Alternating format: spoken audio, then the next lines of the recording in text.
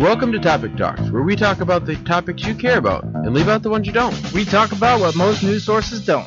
Media, movies, and the multiverse. We even invite guests to come talk topics with us. Come join in on the fun. Let's get started. Hello, everybody, and welcome to the giant conversation of this Topic Talks. I'm your host, Aaron Clingy Smith, and joining me today is Mark. Hello. Now that he's not hungover. Hey, you know what? Hey. Hey. Like we said last week, if you can't drink with the big boys and deal with the consequences, don't drink at all. Whatever. I'm not even going to try to explain myself to you anymore. Anyways, hey, everybody. He's just a lightweight, and he's upset about it. You know what? I'm 135 pounds. So don't drink as much. Like we said, you can't drink like we do. Don't even try. Okay, whatever. Anyways, hey, everybody. How's it going?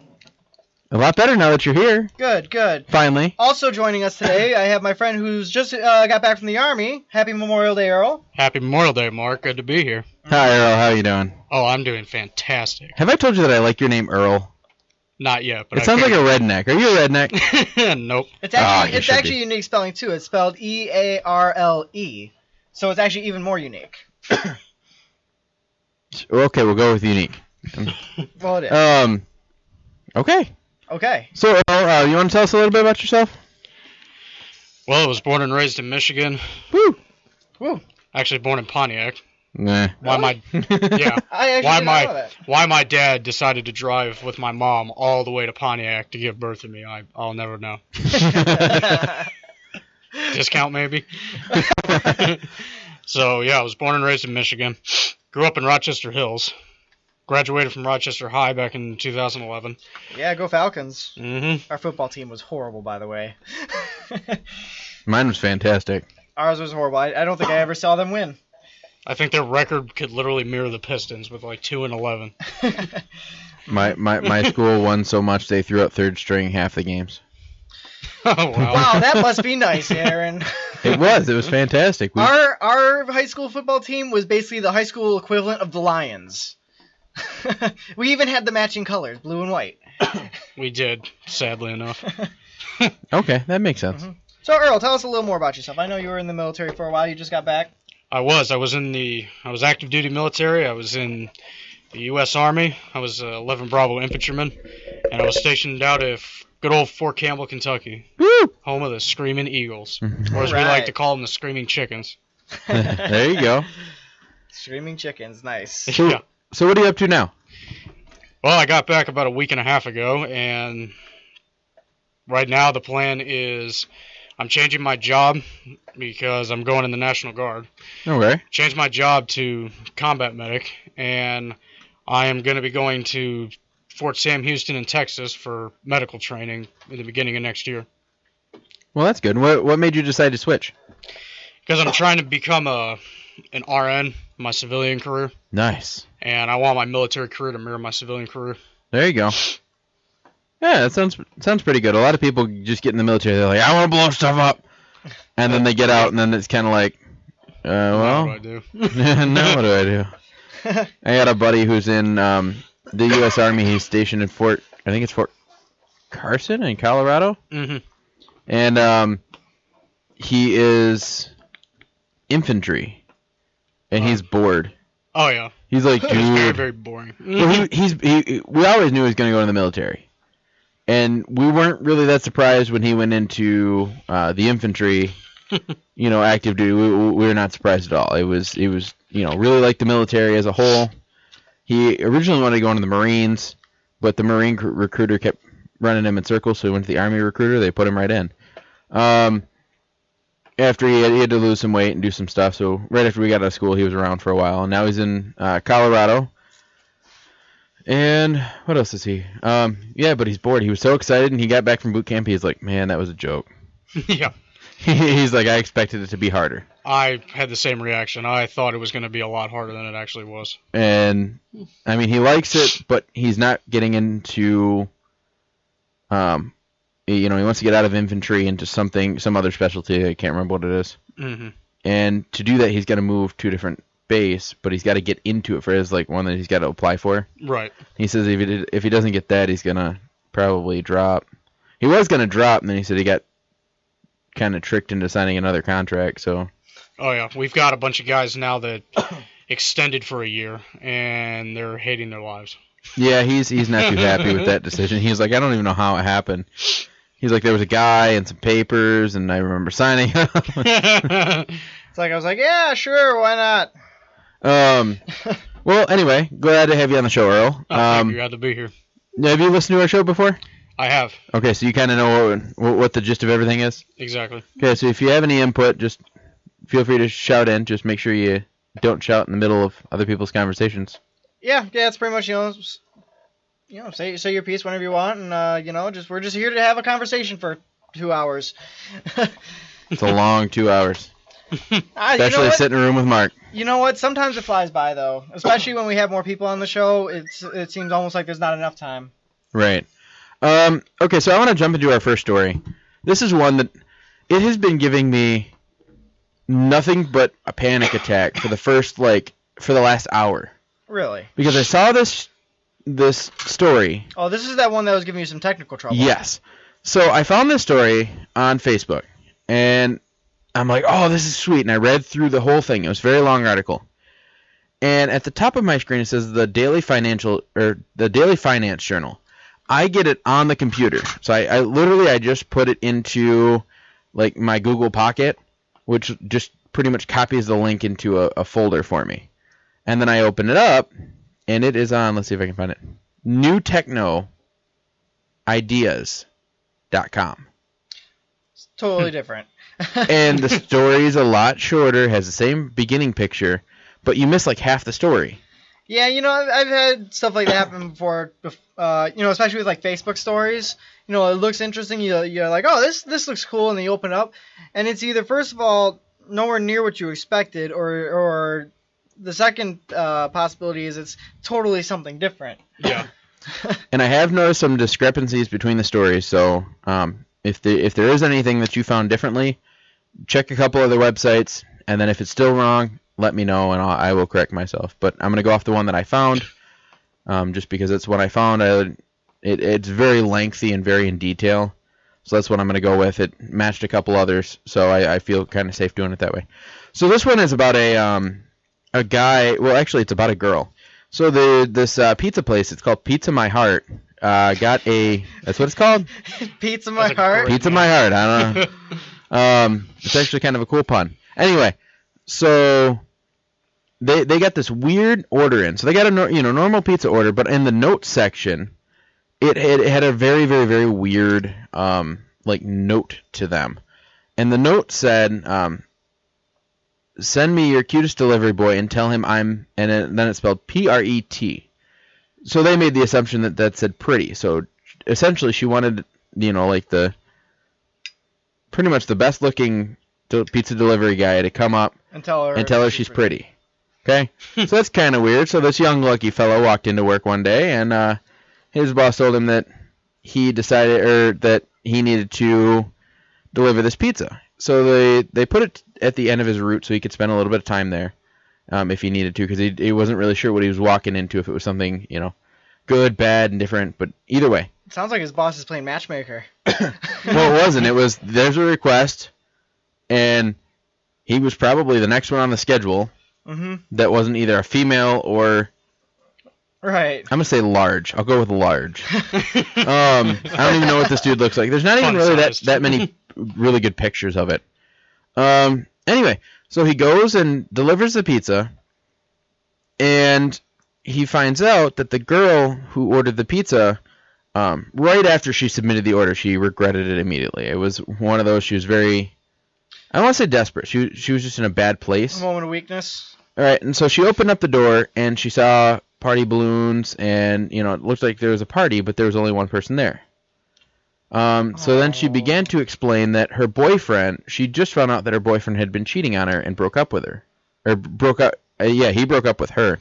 Oh, man. And her name's Janie Rodriguez. And she was not expecting anybody as handsome as this 20-something-year-old that's standing at her doorstep. And she said she could feel her face getting red. And she was a little bit intoxicated, and like I said, right when she sent that, she kind of regretted it. She's like, oh, no, what did I do? It's kind of like that text you, don't mean to send, and then you actually send. And so she didn't Been there. actually count on them sending her someone good looking. And so she said that it was her birthday and she was alone and just wanted some attention. Aw. And then the boy's name was Joe, and I guess she invited him in for some birthday cake, and the boy just couldn't believe what a beautiful girl this she was, and that she was celebrating her birthday by herself. Right. That's I mean, I'd be kind of depressed. Yeah, no, that is. I mean, yeah, if you found out your significant other was cheating and breaks up with you like the day before the day of your birthday. Well, and you want to hear something weird? What? He was cheating on her with her cousin. Oh. That's about 8 different kinds of messed up. Yeah. Make it about 10 different kinds of messed up, and I will agree. Oh, that ain't even right, man. And then there's a cherry on top. There's a cherry on top. They went to Cozumel. Cozumel? Yes. Mexico. Oh, okay. Okay, first of all, you know I'm horrible with geography. Yes, I do. No, anyway. So, oh wait, no, and then there's more. I forgot about this part. They used the money that they used to go on this trip. They stole from her. Are you kidding me? Oh, That's what it says. Oh man, this. Oh, Poor that's. girl can't get a break. That's what I'm telling you. The story is a lot more in depth than any of the other ones, and this is why I wanted to share this particular one. That's. Oh man, this guy. This guy. And so she was struggling to pay her way through college. She'd finally found a decent job that would allow her to pay for rent on a house, or for rent, save for a house, until her ex stole it all. So then she confessed that she'd been looking at her boyfriend's, or her now ex-boyfriend's Facebook pictures with her cousin Oh. that were sent from Mexico. Well, they weren't sent; they were like posted. Mm-hmm. And so I guess those two got along. The pizza delivery guy and this girl got along pretty well because they talked for several hours. I don't know if I said this. She invited him in for birthday cake, and got along great.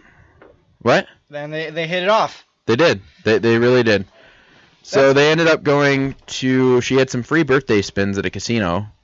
Really? Yes. So apparently, because there was this place that was doing, if it was your birthday or something, you get a free birthday spin. So he convinced her to go.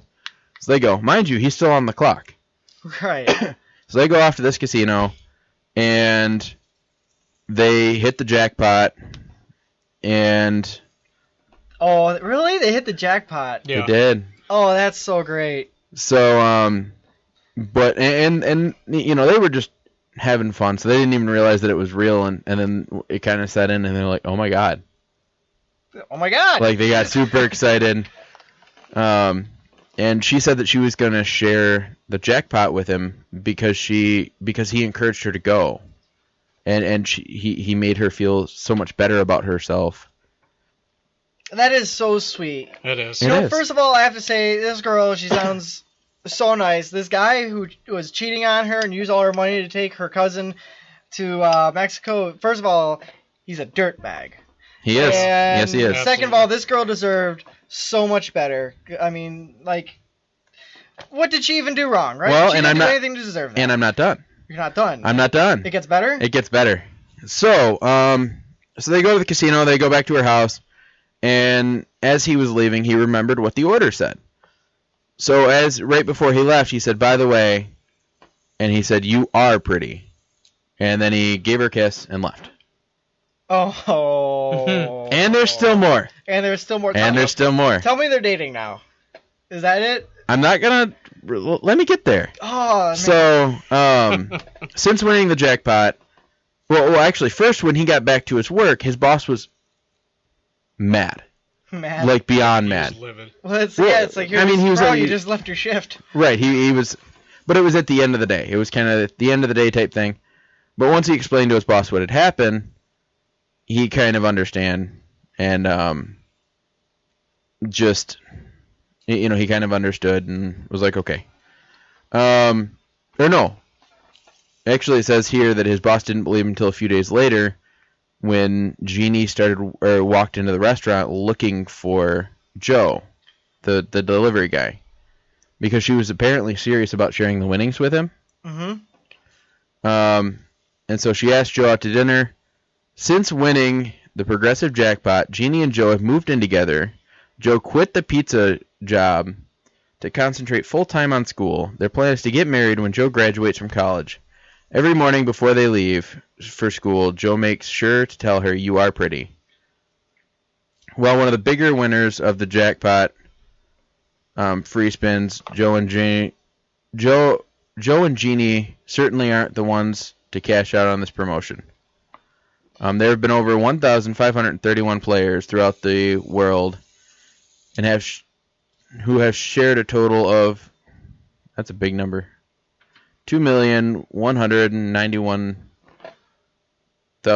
2,191,843 since the promotion began last month. Oh, wow, that's a lot. So, suffice to say, they pretty much lived happily ever after. That is such a nice story. I know. I mean, like, wow. I know. Yeah. And now I kind of hope the ex-boyfriend got kidnapped by the cartel Colombian or drug something. cartel. I would not be opposed to that idea. I mean, come on, who steals? Your ex's money after you broke up with them on their birthday. Meanwhile, you've been cheating. Well, I don't know on if he them. broke up with her on his birthday, but it was her birthday, Yeah. and it was close enough that she was still tore up about it. And it was her cousin that he was cheating on her with, because he was cheating on her too. You're right. She found out, and then they split. So it's like, really? Yeah. It's just beyond effed up, man. Mm-hmm. So, anyway, so I shared the story because, putting aside the douchiness of the ex-boyfriend, this was a cool story. Yeah, first, like, the odds of, like, everything happening the way it did is, first of all, They astronomical. need to make a movie. They need to get the movie rights to that. Yeah, you know what? Because they'll be even more richer than they already are. Yeah, you're right. Because they won a jackpot. Mhm. It's enough for him to quit school or quit work. Yeah. That's how. I mean, seriously, that should be like a Nicholas Sparks movie or something. Right. like certain tragedy followed by like the most like heartwarming romance. There you go. It's beautiful. It really is beautiful. Based on a true story. Based on a true story. And it's true. No, but then he'll put a whole bunch more emotional crap in there than what actually was in there.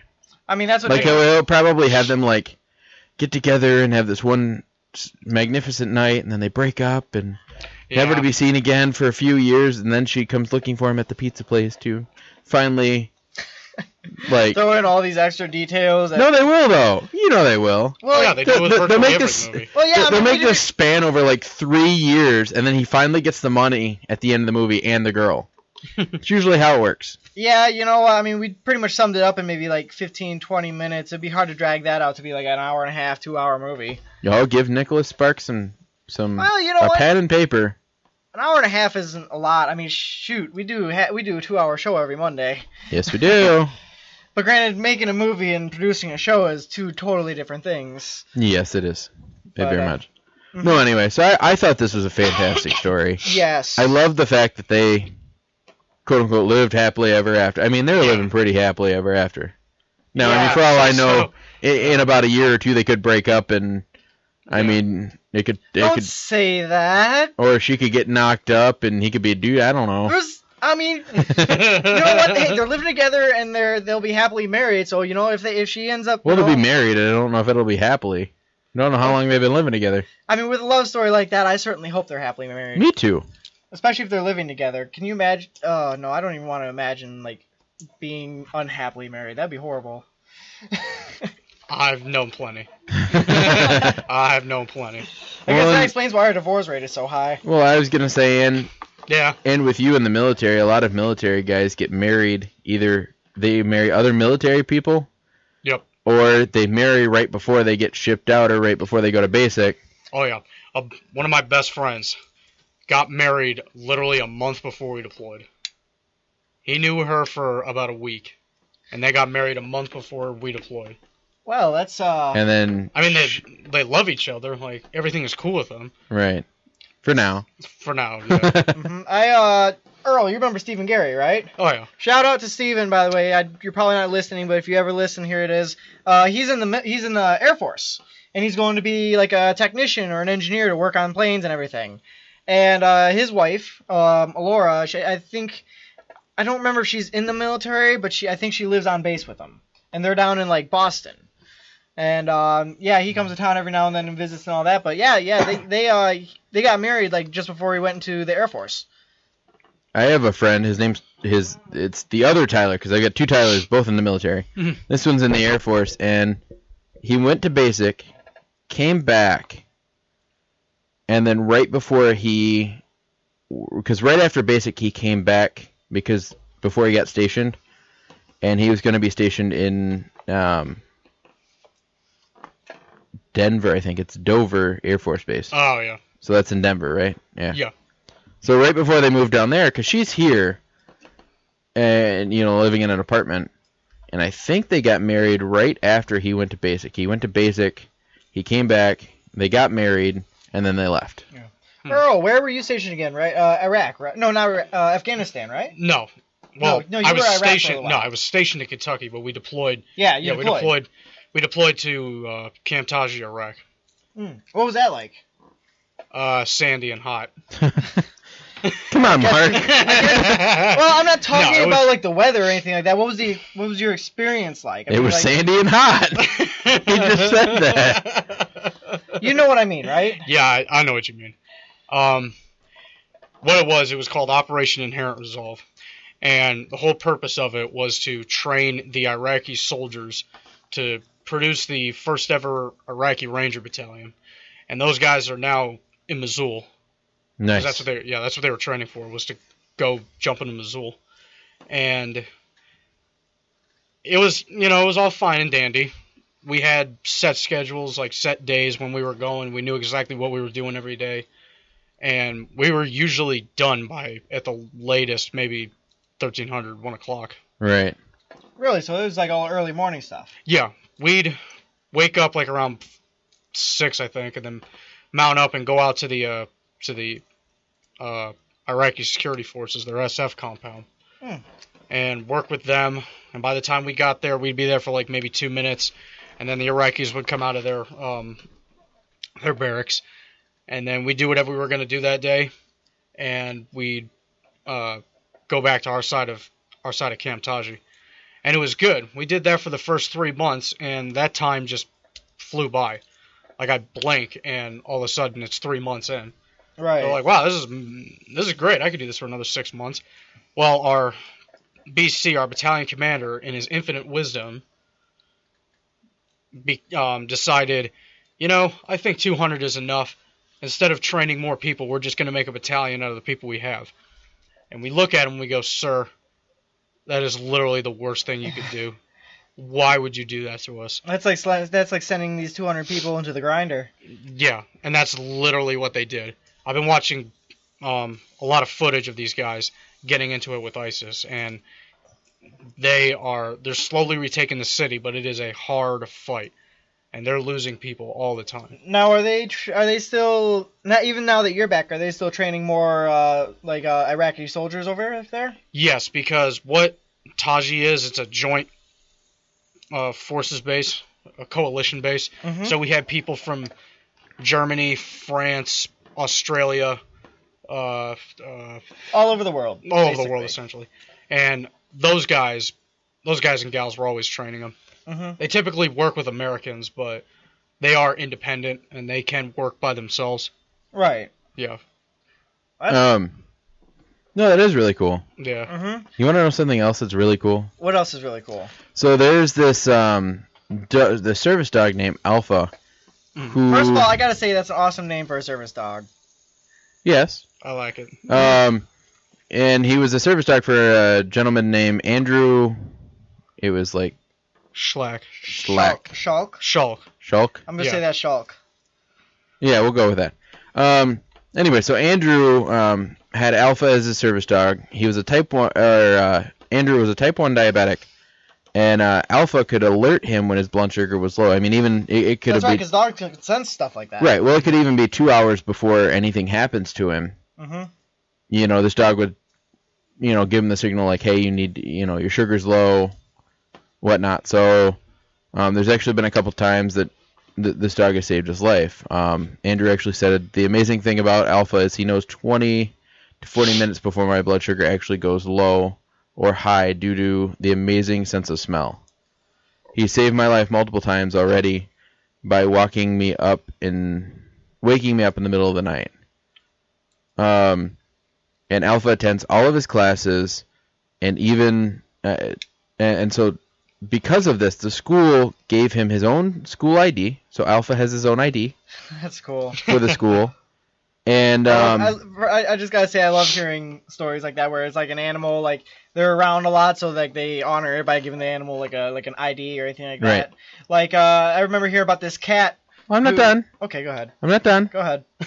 You cut me off. Sorry, I was just thinking about animals getting their own IDs and all that stuff, and anyway, it reminded me of a couple funny stories. Or good, not just funny, but nice. Continue. Thank you. So, Alpha's always around the school, and because of this, Andrew decided he wanted to do something, and so he went to the yearbook staff and asked them if Alpha could be in the yearbook as well. Oh. So they put him in there. That's great. So right next to Andrew, there's a picture of the dog.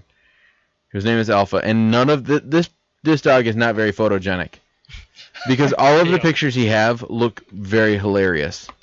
I mean, it's like now. One of his school ID has a scarf on, and it looks like he's going like. Oh my God! Ah! Alpha looks just like Lucky, dude. Yeah, he does. My dog Lucky, he's part rotten, part black lab, and this dog Alpha looks just like him. So funny. Andrew also said he makes a disability such as my diabetes such a positive experience for me, and made my life overall, and he really turns it into a blessing rather than a negative part of my life. So now I'm done. All right. First of all, this is awesome. I love this. This dog looks just like my dog Lucky. And I just have to say, is it just me, or does Andrew look kind of like our old friend Zach from Specs? Once you look at the picture. I don't know. I don't know. Let me look. Anyways, still, this is a really cool story. It reminds me, like, I've seen stories like... Not really. I mean, like, kind of, but... Little bit. But anyways, this reminds me of stories like there was like a cat who was always around this construction yard, always hanging out with the workers and everything. And like eventually they decided to give him one of those little like neon yellow construction vests. Mm-hmm. So there's a little cat with a construction vest walking around all the time. And I've seen the same thing at like train stations. I've seen cats I've heard a story about a cat who was at this train station. They did the same thing with him. There's been dogs. I've heard stories about that kind of stuff before, but this is nice. Yeah. I love how the dog's face on the idea is like, "What are you doing?" Yeah. He's like wide-eyed, and his head's after, and he's like, "What are you doing to me?" I'm gonna say. And then the yearbook photo, you can only see like half of his head. Like they didn't put him like lower the camera at all or raise him up. Oh my God! The ID definitely looks like what are you doing? If you look at the yearbook picture, if you ask me, knowing just because I know my dog and this dog looks just like him, they're holding some food by the camera. They have to be. He is got that like. You have food that I want. I'm gonna get it. I'm gonna get that food look on his face. It's cute. That's awesome. It's cute. It's cute. It's cute. It's cute. Yeah, sure. If you want to call it cute. That's what you said. I said cute. No, you said cute. Whatever. You're like, it's cute. It's cute. And I'm like, is that a mix between cool and cute? Right. Just make up a new word. Oh, there you go. Sure, whatever. Whatever floats your boat, it's cute. All right, there you go. I was gonna say that in the military for service dogs, what they do is they give those dogs their own rank, and that rank is always one above their handler. So if their handler is an E5 is a sergeant, the dog itself will be an E6 staff sergeant. So the dog I've always outranks its handler? Yes. And if anything ever happens to that dog, he gets medevaced out there before anybody. He gets medically evacuated before anybody else. Oh, that's right. Or with the severe injuries. So the dog takes priority. Yes, absolutely. Fair enough. You know what? I'd imagine it's a lot harder to train a dog than it is to train a person too. So probably, and the training those dogs go through is ridiculous. It's Right. harder than There was a movie, and it said it was based on a true story, and it was about a girl, I guess, who was a handler of a dog in Yeah. Iraq, and I guess the dog saved her life, and she wanted to try to adopt because he was injured or something. Yeah. Have you heard of? I feel like anything I've about that? heard It of was, this movie. I don't know the movie, but I've heard of it. Yeah, I saw I saw a preview for it just a couple of nights ago, and it looked really interesting. But yeah, this young woman's a Marine, and she's part of IED or not IED. She's part of EOD, or Right. Explosive Ordnance Disposal, and yeah, it's an explosive sniffing dog. And yeah, in the trailer What they a showed. life! I can't even. That would be horrifying, being like a bomb squad member. Oh, I can't imagine it. I couldn't do it. We did counter IED training in Iraq with a bunch of Marines and a bunch of contractors, and oh my god, yeah. Just simulating that stuff was I'm get your sorry. heart racing. I'd be the guy who. No, I'd be freaking It'd out. go off. He'd be running around, blowing off everything else. I'd be freaking out, man. I could not do that kind of job. He'd be like, "Oh my God, there's a landmine!" running through the field. I'd be the guy going, "Oh my god! Oh my god! Oh my god!" No, you would freak out, run through the field of landmines, and probably and get then blown up. stop halfway through And and realize, go, crap, I'm in the middle of a field of landmines. and then not be able to move. So then somebody's gonna have to, like this fine gentleman, is gonna have to go in there, pick your butt up, and get you out. Yep. And this is why I'm not in the military.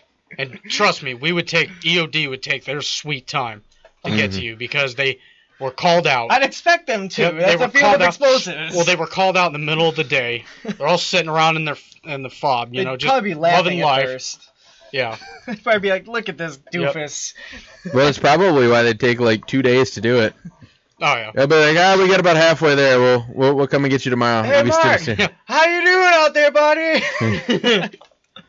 I'm just dandy. No, anyway, my dog is technically, I mean, he's not a service dog. He's a He's an emotional support dog. support dog, so we can take him on airplanes and Oh nice. things like that. You can technically take him into stores. He greeted us out by the car when we pulled up. Did he? Yeah. Yep. Greedy. Well, he is being a butt today. He's being a butt. He's being a butt today. Why such harsh language, man? I have a sick Yorkie, and he has been nothing but mean to everyone. He's bit April in the ankle. Oh man. Wait, which one? Red or? Charlie. Oh wait, what? Which? This the sick Yorkie. That's Aiden. Aiden sick. Oh man. And then when April was calling me upstairs, she was on the verge of throwing out her back right before you guys got here, and so she was sitting down. Well, Charlie decided he wanted to attack Aiden for some reason, so April had to grab him, throwing out her back in the process. Ooh, is she okay? Yeah, she's fine. She's laying on the couch, and when we get done, I'll probably have to go up there and pull her off the couch and Take put her care to of bed. things. Right. But no, he was just being a butt, and so I gave him a. I talked to him, told him he was a bad boy. And talking to. I hit his butt a few times. He knows he's not supposed to do that. Mm-hmm. He knows what he did, and he knows he's not supposed to do it. And so I put him in his kennel, and Now he's contemplating what he did wrong. he knows what he did wrong. He's being a complete butt today. Well, like he has those. There's days he is the best dog in the world, and then there's other days he's a complete butt. Mm-hmm. And I will not put up with him. I won't do it. Fair enough. My cat Cleo, she's normally very shy, and she's afraid of like lots of noises and stuff like that. But we had a couple friends over last night to play some Cards Against Humanity, and Good time.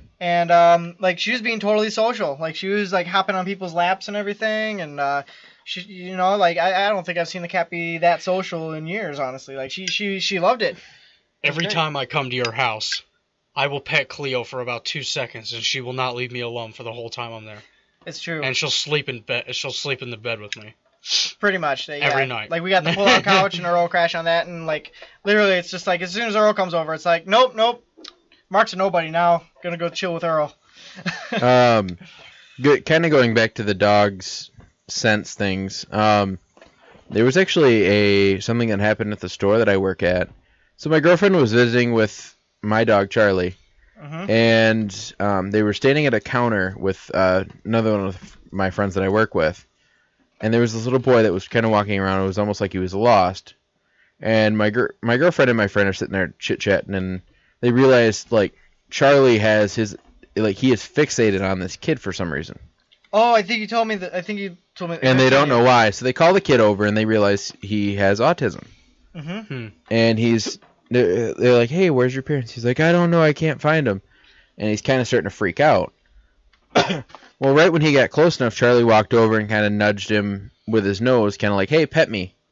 Mm-hmm. You know, because what he does is, to be an emotional support dog, is he distracts April, my girlfriend, from her anxiety.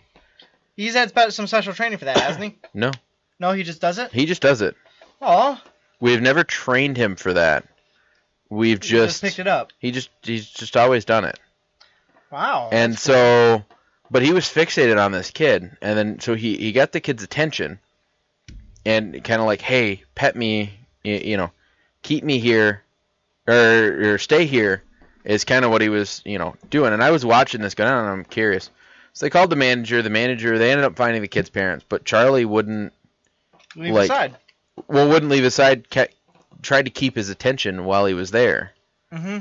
So that way they could find his parents, and he didn't wander off because he was kind of starting to wander off. Right. Well, another thing is too, when you're a little kid lost in a store, it's like, where's your mom? I mean, yeah, it's for a terrifying. Kid, yeah, it's a scared moment, you know.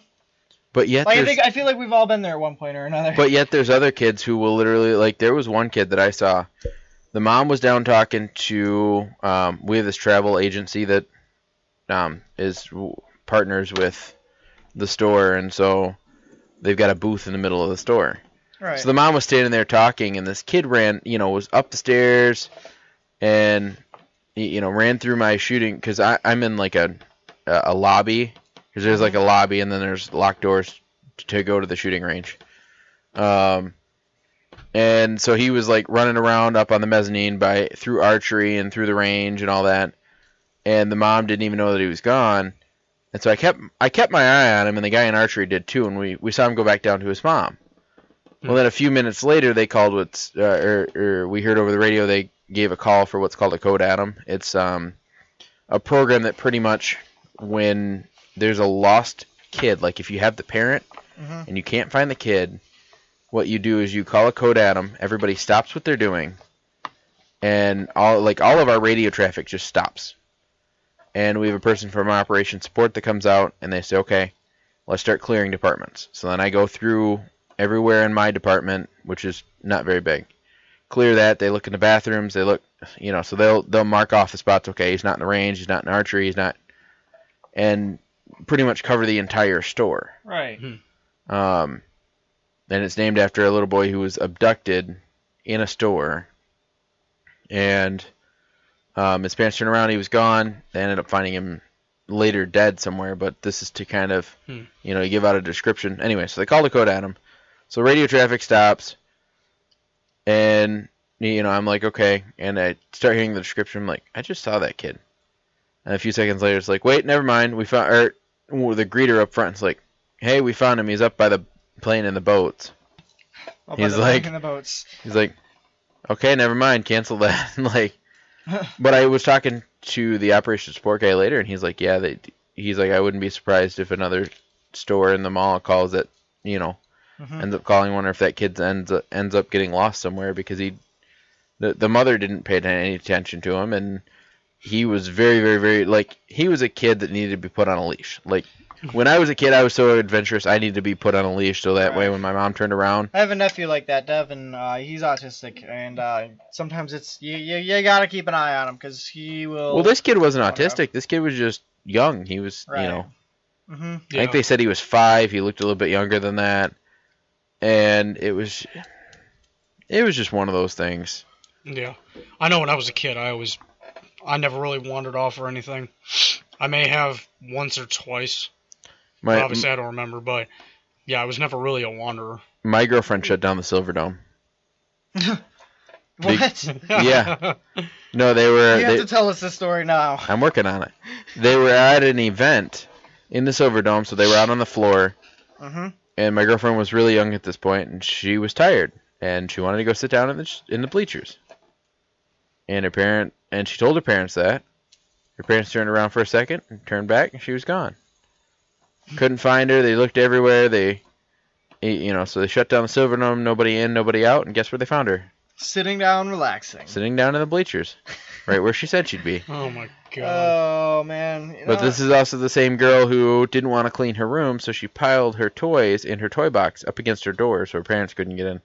Nah. So. Oh, it's great. Yeah, no, my girlfriend was very, very, very rebellious as a toddler. It's always fun. Um. See, I was one of those kids. Who bought superhero T-shirts and. I'm still one of those kids. Yes, you are. Like growing up, me and my brother, my mom would be perfectly fine. Like, she'd walk us over to like the toys and games section or whatever, and she's like, "All right, you guys just hang out here, enjoy doing whatever you want to do. I'll go do my shopping or whatever." So she just let us hang out there for a while, and while she goes and does her shopping. That's just how we were, How was staying home by yourselves when you were kids? How did that make you guys feel? Was it this surreal, crazy thing? Did it freak you out, or were you like, yes, the parents are finally gone, I have the house to myself? Like, I never really got left alone. If I did, I was probably that kid who would, get a can of pop and a bag of potato chips and watch some Looney Tunes. I was gonna say it's probably me. Yeah. I just sit down and watch TV. Yep. There were a couple times that my grandma was there and I just couldn't find her, and that I started freaking out because I couldn't find her and I knew she was home, but it was like, okay, is the purse there? Is the car there? And then the more I find that all these things are there, the more I'm like, okay, where is she? And I start freaking out a little bit. Mm-hmm. But if the car was gone, I'd be like, oh, she left for a little bit. Okay, whatever. But that wasn't until I was like a teenager. So yeah, no, I was a fairly independent child. You could leave me by myself, and I'd typically be where I was when you left. I'd either be just watching some TV or actually growing up, I practically lived in the living room. I slept in the living room. I watched TV and just. They'd probably be. Mark's mom would probably be like, "Here's a new toy." He'd be like, "Ooh, new toy," and he'd stare at it for 3 hours. His mom come back. No. His mom would come back. Mark, time to go.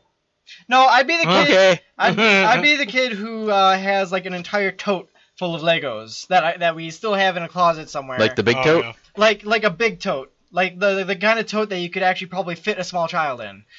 No, I don't have that big of a tote. I had like that box of just random Legos. Yeah. I had one of those as a kid. So did I. We had like They don't sell those much anymore, I don't think. we had They like a don't. giant Which tote is full sad. of Legos, and we just like pour it out all over the carpet, and That's a mess. Oh yeah, and me and my brother, we'd just play with Legos all day until our fingers hurt.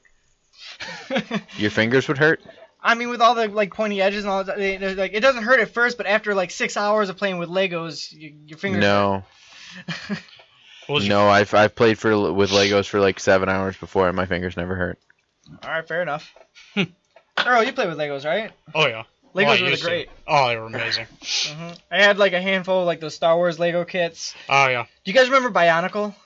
Yeah. Yes. Bionicle was Yeah. fun. I love that. You know what else is fun? What? Welcome to The Multiverse. Yes, the Multiverse. So this week, nothing too crazy, actually. This is something I've been hearing a lot about lately. Have you guys heard of Bitcoin? Yes. I've heard of it, yeah. Okay. A long time ago. So basically, Bitcoin is a cryptocurrency and a digital payment system invented by an unknown programmer or a group of programmers under the name Satoshi Nakamoto. And it was So released, some dude or group of dudes in China somewhere. probably. It was released as an open source software in 2009. The system is peer-to-peer, and transactions take place between users directly without an intermediary. These transactions are verified by network nodes and recorded in a public distributed ledger called the blockchain. Since the system works without a central repository or a single administrator, Bitcoin is called the first decentralized digital currency. Besides being created as a reward for mining, Bitcoin can be exchanged for other currencies, products, and services in legal or black markets. So this has even being used in the black markets. As of February of 2015, over 100,000 merchants and vendors accept Bitcoin as payment. According to a research produced by Cambridge University in 2017, there are 2.9 to 5.8 million unique users using cryptocurrency wallet, most of them using Bitcoin. Bitcoin prices are topping $2,000 now, more than doubling in value this year, as political instability in many parts of the world cause a spike in demand that some fans say could one day upend the world's banking system.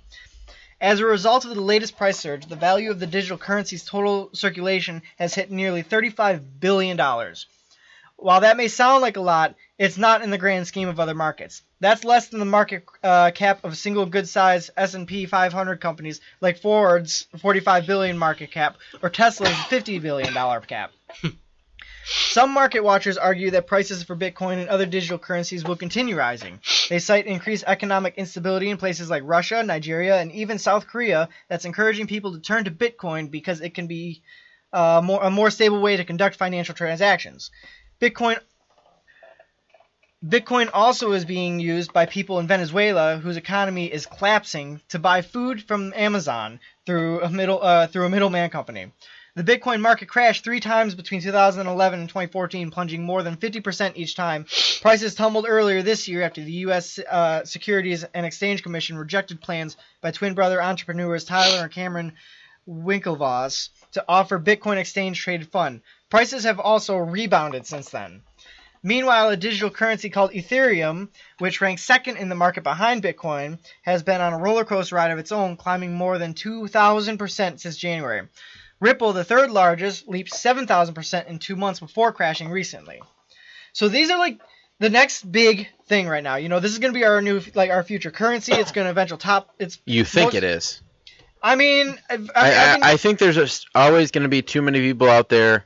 I've been hearing who don't trust that kind of. There's always going to be those kinds of people, the old school people, the people who would rather stuff all their money in a bag and hide it under their mattress. There's always going to be those but people. There's also, like, I don't know if I'd trust something like this. Like, for heaven's sake, the black market is using it. Yes, that is true. If this is even Bitcoin is even being used through like black market rings. You're saying that like that's a good thing. No, I don't know if that's necessary. No, I'm not saying it's a good thing. But the thing is, using Bitcoin, using these systems, has a degree of animosity to it. I think that's it. See, but Bitcoin is pretty much its own currency. It is. We would have to convert our currency to Bitcoin, and I don't see that happening ever.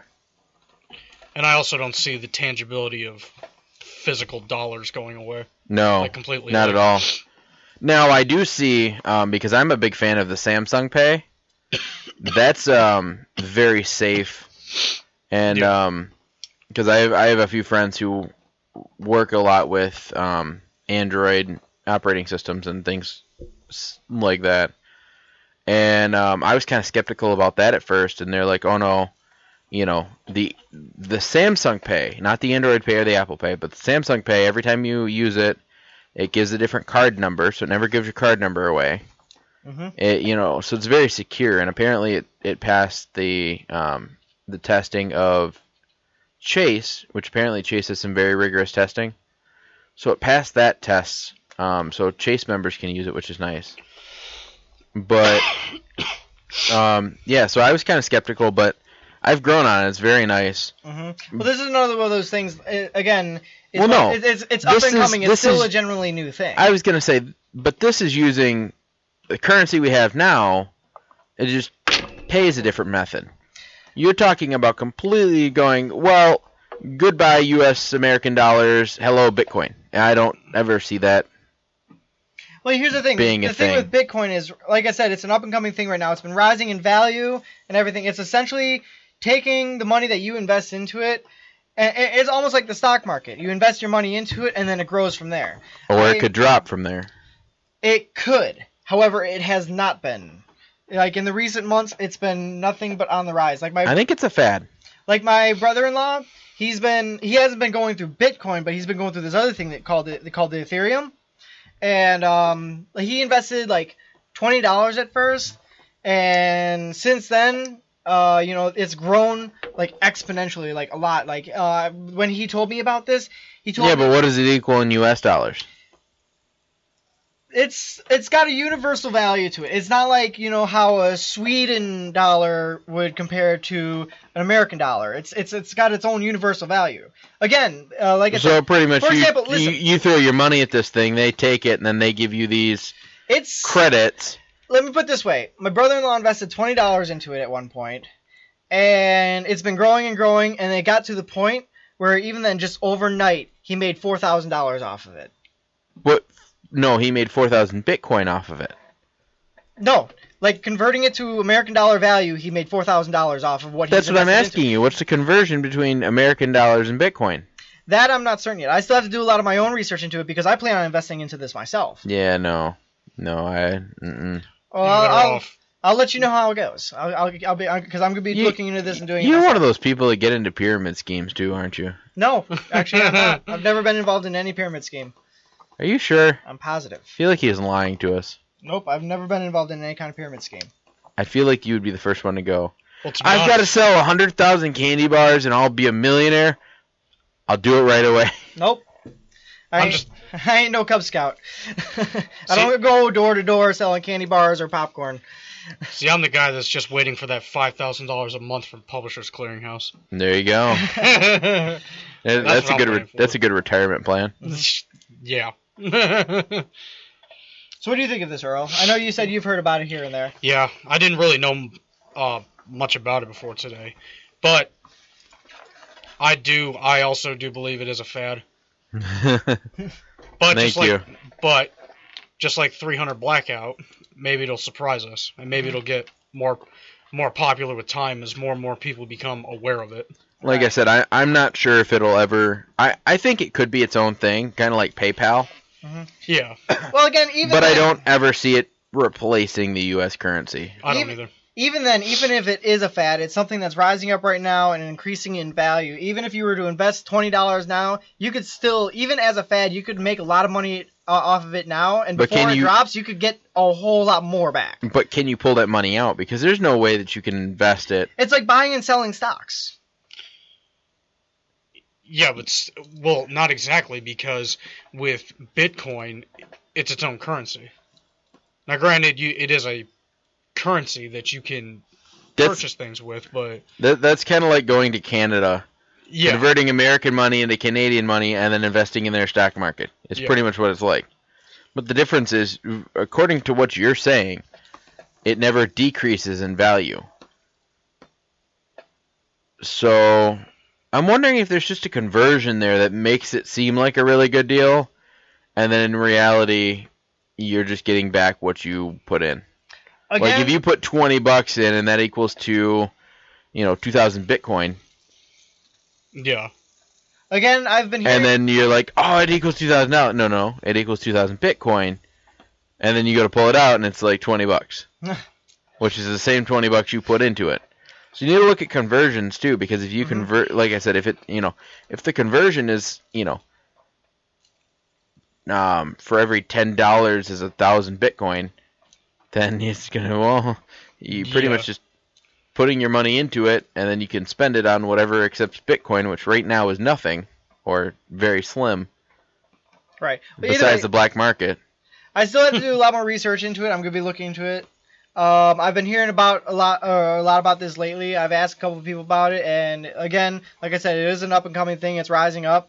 I know a lot of people are hearing about it. Even the people at my internship are talking about it. Still, nothing beats expert opinion. Right. Let's study the markets and study Bitcoin. Well, my brother-in-law is one of those people. He's one of those people. He runs his own business. He watches the markets. He watches all this kind of stuff, and he's the one who told me about all this. Maybe he's onto something. I don't know. Either way, I'm gonna be talking about it more, and then I'm probably gonna be looking into this myself. I'll keep you guys updated. I'll let you know how it goes when I'm making my money. Okay. And then when you pull it out and get exactly what you put back in, I will laugh at you. We'll see how it goes. Okay.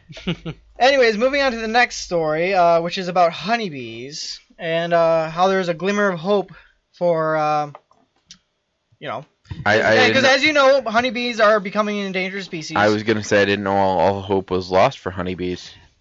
Well, and if they're becoming endangered, why do we have so much honey that is being created by honeybees? Well, it's because we still have beekeepers and all that stuff. We have people who are actively preserving honeybees.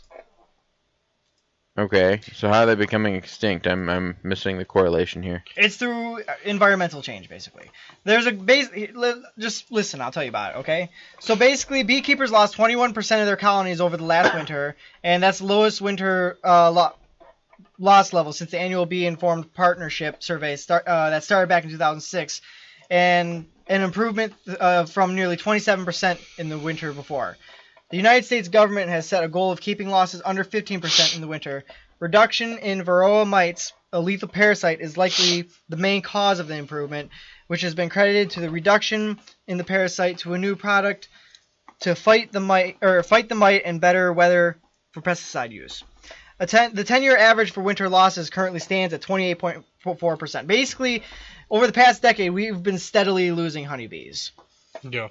For more than a decade, bees and other pollinators have been rapidly declining, with scientists blaming a mix of parasites, disease, pesticides, and poor nutrition. The decline does not bode well for the future of food production. By some estimates, honeybees pollinate approximately 1/3 of our food supply. Environmentalists have expressed concern that bee protections could be endangered given President Trump's pledges to cut back on the federal, particularly environmental regulations. While usually hive losses are worse in winter, they occur year-round. The survey found yearly losses also down, but not quite to record levels. About 1/3 of the honeybee colonies that were around in April 2016 were dead a year later. But that's better than the year before, when the annual loss rate was more than 40%. The survey, originally started by the U.S. government and now run by a nonprofit, is based on information from nearly 5,000 beekeepers who manage more than 360,000 colonies. University of Montana's Jerry Bromenshank said the study gives too much weight to backyard beekeepers rather than commercial beekeepers. Basically, it's not just about, running our colonies or anything like that. It's also helping to preserve our environment and, making it so our honeybees can survive without just being preserved by us. Yeah. Okay. Thoughts? Not really. Okay, well, basically... I'm not on that kind of buzz. Oh, my God. I see what you did there. Yeah. All right. Well, yeah, so basically, over the past decade, we've been losing honeybees, and through, environmental change and everything, we've been... My question is, how do they know that we've been losing honeybees? Do they send a guy like Mark out to count them as they're flying around the hive? It's kind of like 1, 2, 3, 4. Wait, I already counted that one. 5, 6, 7. Okay. I'm sure they have ways of counting this. I mean, they have people, like with other species, like, for example, whales or dolphins or anything like that, they tag them. Or, they have stuff like that for tagging insects. I would like to see them tag a bee. Okay. I doubt we have the technology. We don't, but there are records that are kept in places such as like Yellowstone National Park for all the wildlife that's there. So that way they can keep a close eye on. Yeah, but we're talking about like lions, tigers, and bears. Oh my. There you go. We're not talking about all the flies, mosquitoes, and hornets that live in... Yeah. I'm just saying, I'm wondering if this is just from a beekeeping standpoint. I wonder what our actual wildlife of bees are. Yeah, I'd imagine it is easier to keep track of bees that are held in captivity. Right. Mm-hmm. So Buzz. I don't know. I'm just... Alright. Well, either way, I guess it's time to move on to our next segment. Movie Madness Monday! Movie Madness Monday!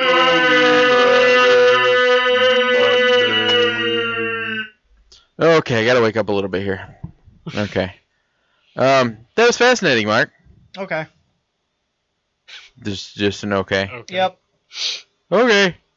Well, let's get on with Movie Madness Monday then, because I think you'll be very happy. Okay. Okay? Okay. Okay. So you guys know who John Williams? It's Williams, yeah. Who John Williams is, right? Yeah. Yeah, he's one of the most famous composers in Hollywood. Yeah. So recently he was at Harvard because they gave him a what'd they call it? It was an honorary doctorate from Harvard, and so they were this was at their graduation, And this a cappella group had a little surprise. And this is what it is. A long time ago, in a galaxy far, far away.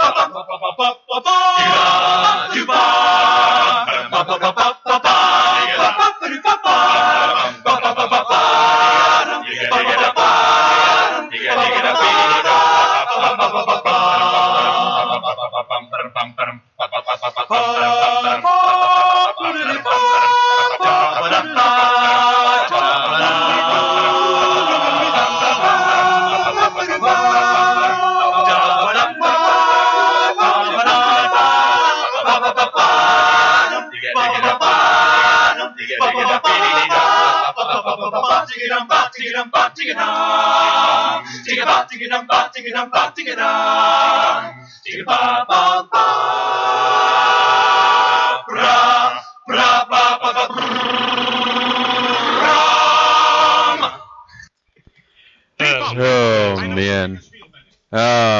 No, that's yeah, that's That was man. that was impressive. I'll give it that. And that was fantastic. How many Phenomenal. How many I don't know. acapella? How many guys did they have in this group? I'm not sure. I didn't count while I was watching the video. Hmm. I don't think it says. I do know that in the link it does have the video, and you should go and watch it. It is very funny. One thing that's even funnier is the faces that John Williams was making during this thing, because they kept flashing back to him. Mm-hmm. But the point when they're like sharks, they were actually running around, and they were trying to look like sharks running back and forth along the crowd. Oh, that's cool. No, it's a really cool video, and I'm like, oh my god, this is fantastic. But it was about a choir size. Let's see, there's 1, 2, 3. Now, how many people does it actually require to 15? be classified as a acapella group? Does it need? Well, I mean, you think got the pentatonics, which is 4. Yeah. So you need at least 4, right? I mean, you could probably do it with 2. Yeah. I mean, Acapella duo, acapella maybe. groups. Well, there's the guy that does it by himself. He'll record himself singing one part, and then he'll go back and record himself singing another, Okay, and just edit it all together. That's different, though. No, it's not. I mean, well, no. That's technically acapella. Yes, It's got a CD. yes, it is. But That's- I'm talking that's about being- I'm talking about for a live performance. Like if you were to have a couple people who are actually doing it in person. I would say minimum 2. Minimum 2. Minimum 2. Yeah. Okay, that was my question. Well, to be an acapella group, yeah. And I mean, they range from, 2 to 4 to 50, hundreds. Right. Have you ever heard? It's not acapella, but have you ever heard of a musical artist? They're called Two Cellos. I think so. I've There are heard- these. yeah, I know what there you're are talking these about. two guys. Yeah, I and, think they were on play America's it. Got Talent. Mhm. I think Yeah. so, and basically, it's just two guys with cellos, and they do covers for all kinds of music. They do stuff like See, but the they difference did is... AC/DC's Thunderstruck. They did Welcome to the Jungle. They See, did, but the difference is, these are just voices. Those are instruments. I think it's a little bit more impressive when you can make an instrument noise with your mouth than an instrument like another instrument. Yeah. I mean, I've- granted, 2 cellos is very fantastic, but I think this is even better. It's kind of like barbershop. Barbershop's a little Yeah. bit different style, but it's pretty much the same thing. like a barbershop quartet. Well, that's one form. A barbershop quartet, yes, but you've also got, you can have a barbershop choir, pretty much. It's like a giant choir, but it's literally no instruments or anything like that. It's all their voices. And it sounds fantastic. Anyway, so I thought I'd share this little tidbit of a performance with you. I didn't know that he did so much. I knew he did Star Wars, Yeah. and I was taken back by the Indiana Jones. I didn't know he did. Yeah, at first I thought it was just gonna be the Star Wars when it was just playing. I didn't realize it was gonna be like a medley of different. Oh, he did E.T. He did. Let's see what else is there. It said Jurassic Park, but I didn't. It didn't. I mean, I was reading into it a little bit while it was I playing. think so Jurassic Park didn't- was in there. I didn't. Wasn't it? I didn't outly recognize Jurassic Park in there. I definitely recognize Indiana Jones. I definitely recognize Star Wars and Harry Potter. But those are the main ones I recognized. There was I don't also really- Superman. I recognize E.T. Superman. Jaws. I have it. The last time I saw E.T., I was just a kid, so I don't really remember Oh. the music from it. Jaws. I definitely Jaws. recognize Jaws. Yeah. What else was there? No, that was it. Yeah, no, definitely very impressive. I thought it was cool. Yeah. Absolutely. I'm more of an instrumental man, but still, I mean, to anybody who can do a cappella, or any group of people that can do a cappella, I will say I'm impressed. Okay, you know what I'm impressed with? What's that? The balls that this next guy has. Tell me about it.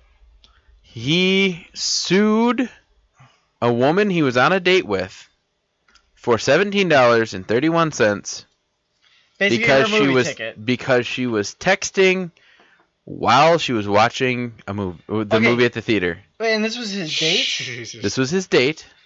Oh man, first of all, I just have to say Well- I cannot stand when people use their phones in a movie theater. Well, it's like one of my biggest pet it gets peeves. worse. It gets worse. Guess what movie they were watching? Guardians of the Galaxy. Yes. I knew it. Volume Yeah. 2. I knew it. You Yeah. read it, didn't you? No, I just knew because who's anybody should be seeing Guardians of the Galaxy 2 by now. But I guess I'm the only person in this room who's seen it, so. Which tells you who has more priorities. Like seeing a good movie in theaters. Like Not looking that for a hard. Star job. Wars was a good movie to see in theaters. Star Wars was a good movie to see in Yeah. theaters. No, That was I'm- probably the most fun I've ever had at the movie theater. I would go with Fast 8 was really good. Fast Yeah, 8 was really good. Fast 7. Which one just came out? 8. 8 just came out, yeah. Yeah, 7 was fantastic. I haven't seen 8 yet. 7 was a fantastic. Yes, that was an absolutely amazing movie to see in theaters, especially because of like the Paul Walker tribute and everything. But still, though, the excitement that everybody in the movie theater had, and first off, it was packed. I went to a for The Force Awakens. yeah, for episode 8 or 7. Yeah, first off, every single seat, and I mean every single seat, was full. And everybody there was wearing, Star Wars garb. There were people cosplaying. Oh, I'm sure. There were people cosplaying. I think when Force Awakens came out, I wore my Stormtrooper shirt. Because I have a shirt that's got like a Stormtrooper like armor print on it. Yeah. And I think I wore that. It's actually one of those shirts that like if you pull it up. I'm like, surprised you didn't dress up like a Stormtrooper. Is it one of the ones where if you put it over your head, like it's got a Stormtrooper helmet? Yes. Yeah. it's I've got a that Batman shirt like that. one. But Nice. anyway, like seeing those, like some of the iconic scenes, like when you first see the Millennium Falcon, when Han Solo, Chewie, Mhm. Leia, Luke come on, Oh, the Come on, place scene. probably went unglued. oh my God, everybody started like Cheering. cheering, jumping up and down. And I did too. It's like, what a piece of junk. No, anyway, so this dude, his name was Brandon. He's from Austin, Texas, and he sued his date last week for the price of the ticket, and he says his reasoning. Did he take it to court? Yes. He's- Seriously? That's what sued means. But he Thanks for that. said, "You're welcome." I mean, Um. anyway, no. So he said his reason was because she was texting during Guardians of the Galaxy, and the amount he's suing for is the price of the movie ticket. He said his date was texting, his date's texting was a direct violation of the policy of the theater, and his experience was adversely affected by it. His date, who was Crystal Cruz, initially said she wasn't going to pay him back, but on Wednesday she apologized, gave him the money, and asked him to drop the case. He accepted the apology and said he would withdraw the lawsuit. Oh my God. Well, first of all, I have to say that's I can understand being mad at somebody for texting during a movie because that's one of my biggest pet peeves. I don't think that I would ever take it to court, especially over $17. If that happened Well- during episode 7, and if it happens during 8, yeah, No. there would be lawsuits. I think I'd be more likely to take somebody to court over spoiling a big movie than texting during it. Like, for example, if somebody, like, we were going to see The Force Awakens, and they spoil, like, one of the big deaths in the movie, like 10 minutes into the movie, I'd be more likely to sue them than to sue my date for texting. See, here's my problem. But the thing is, I mean, I guess if you consider this guy even having a case for her texting during a movie, would you even have a case for somebody spoiling it during the movie? I mean, I know there's people that take that kind of stuff super seriously. I know there's people that got beat up when The Force Awakens came out for spoiling stuff like that. See, now here's my problem. We live in such a sue-happy society that you have to sign so many waivers to just do anything. It's ridiculous. Yeah. Like, I work at a shooting range, and I've got to have people sign a waiver saying that if they shoot themselves, they won't sue us for it. Yeah. Because people will go... and there's people who take advantage of it, too. There's people who will run out in front of a car, get hit by a car, and then try to sue the driver. Or somebody who's illegally on somebody else's property, told to go away, or harming somebody else, get shot, and if they don't die, they can legally sue you for damages. Yeah. I mean, it's just gotten to... I mean, I remember when I was a kid, we always joked around about, I'm going to sue you for this. Well, that joke became a reality. Because everybody does, and it just drives me insane. Like, okay. Yeah, you know what? I remember that back in elementary school. The big joke that was going on. It's like, oh yeah, I'm gonna sue you this for this. I'm gonna sue you for that. I might call Sam. Yeah. Yeah. No, but the fact that he's suing a date for a movie ticket. It's a little That's bit on just- the petty side. See, Maybe you know he what? did it. Maybe he did it just to get a point across. That's You know what what I it would have sounded done? like. Principle. You know what would have gotten a point across? Getting up and leaving. Or getting up, moving seats. Yeah. You can do that.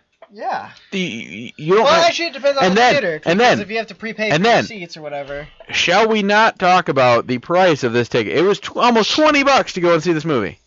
That's a crime. I paid like $7. Right.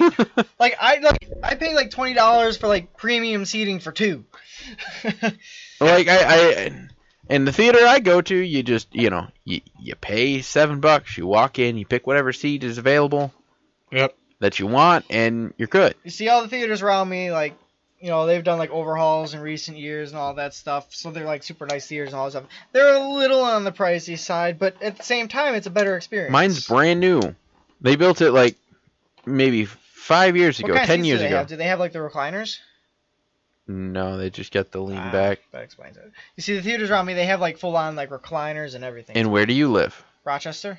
Which is close to Auburn Hills, which is full of rich people That is true. Yep. That who is are true. willing to pay 20 frickin' bucks for a movie. We're all yuppity yups out there.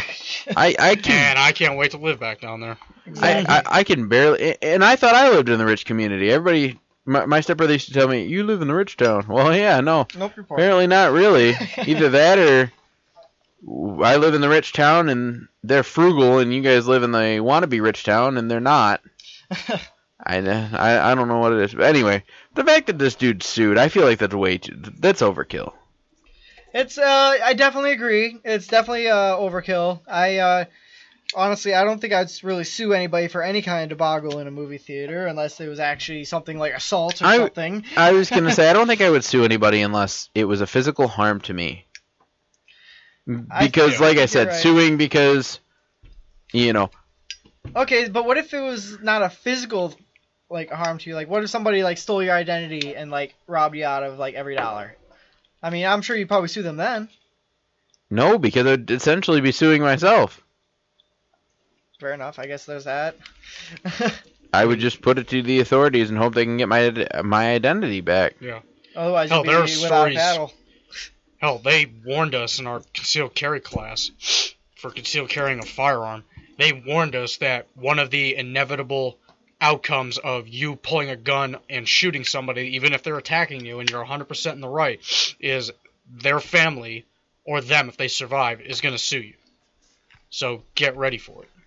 And I was Right. like, dude, Like I said, if if they don't die after if you shoot them in self-defense, or even if you do, their family can sue you. Yep. They can sue you for damages. It's like, yeah. it's crazy. It But- definitely is.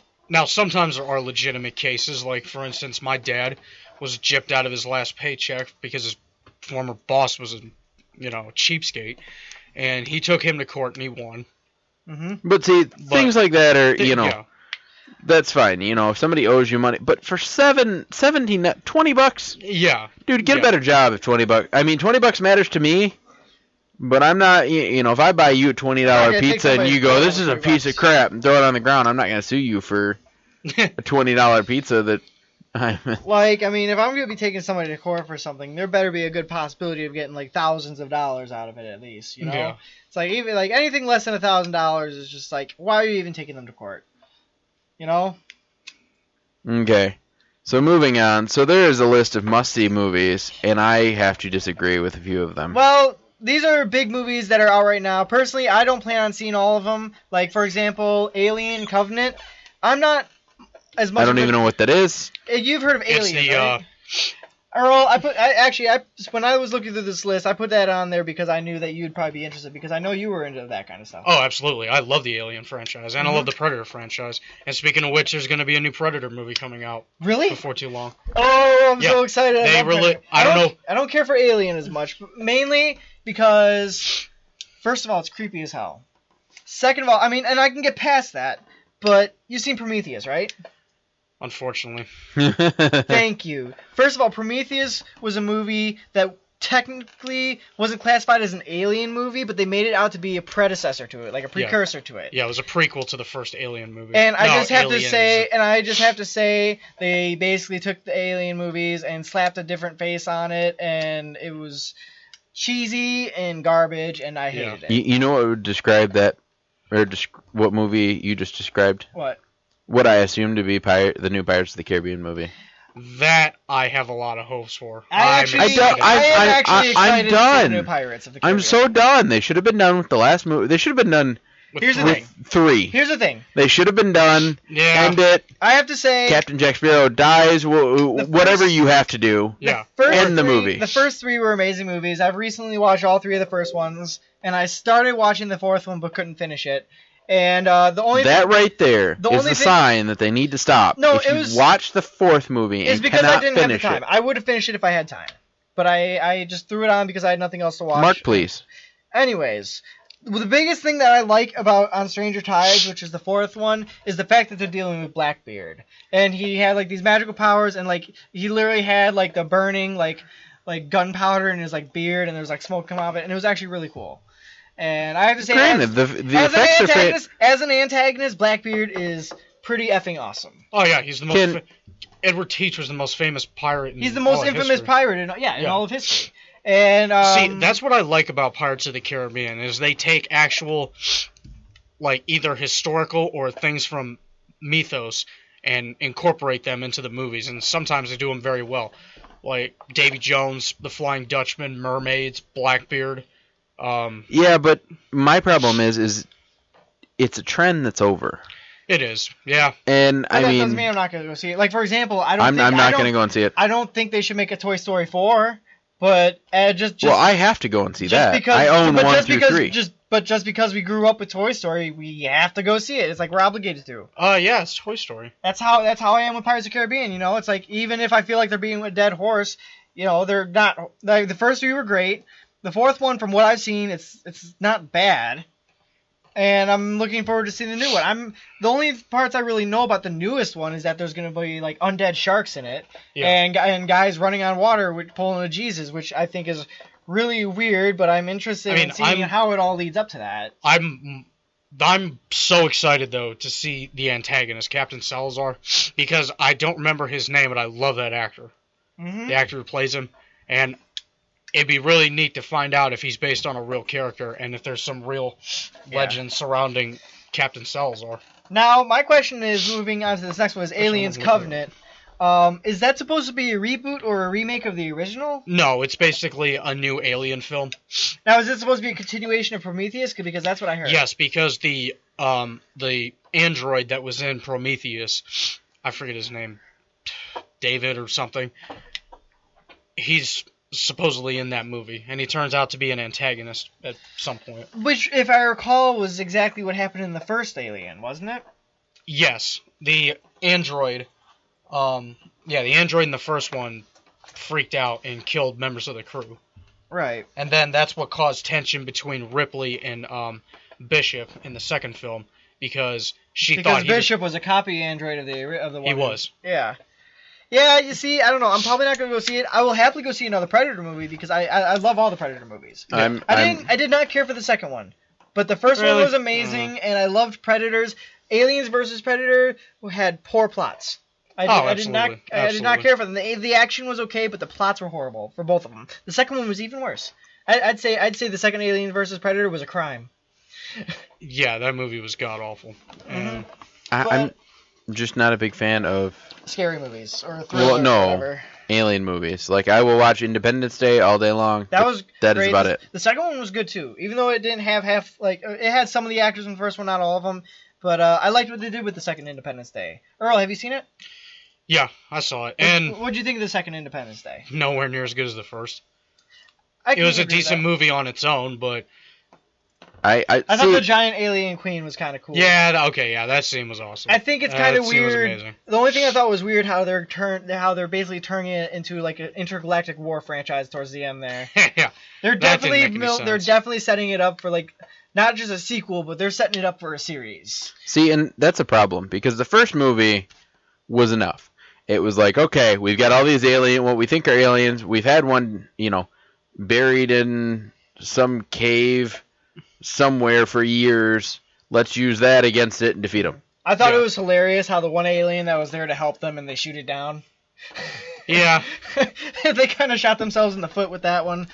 Well, it was the same kind of movie. It was supposed to be the same summer action movie that Pacific Rim was. It was supposed to be a turn off your brain for 2 hours and just watch a movie. It's kind of like the Transformers movies. Just turn off your brain for a couple hours. It's just mindless action. The Transformers movies is turn out the lights and go to bed. Yeah. Each movie transitions more and more into that. The first one was the best, and they just kind of I couldn't finish 3. 4. Neither could I. If I recall, I went to go see the 4th one the night it came out, simply because I went that night to go see How to Train Your Dragon 2, which was an amazing movie, by the way. How to Train Your Dragon is excellent. But it was a date, and does that mean you have your dragon all trained?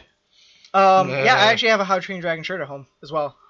Because, That didn't answer my question. My dragon, yes, he's trained. Okay. Anyways, so basically I was on a date, and we decided to do a double feature, so we went from How to Train Your Dragon 2 to go see the new Transformers, because they were doing the midnight premiere for that. And we didn't. First of all, that movie's like 3 or 4 hours long. We started the movie at midnight, and we didn't get out until like 4 in the morning. I was probably falling asleep in the last hour and a half of that movie. See, here's your problem. The fact that I went to go see it was the problem. I was gonna say the fact that you have the cycle. You realize the series is terrible. I wouldn't say it's terrible. Let me finish. Hey, hang on. Let me finish. It's not great by any means. No.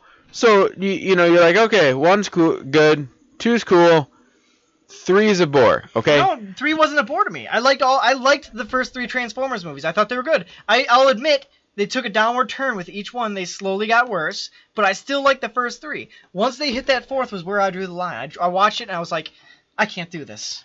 See, I think you are the single person on Earth that could actually make it through the 3rd Transformers movie. Because everybody I talked to goes, 3 was way too long, didn't even get through it. No, I'll admit, it was too long, but I persevered.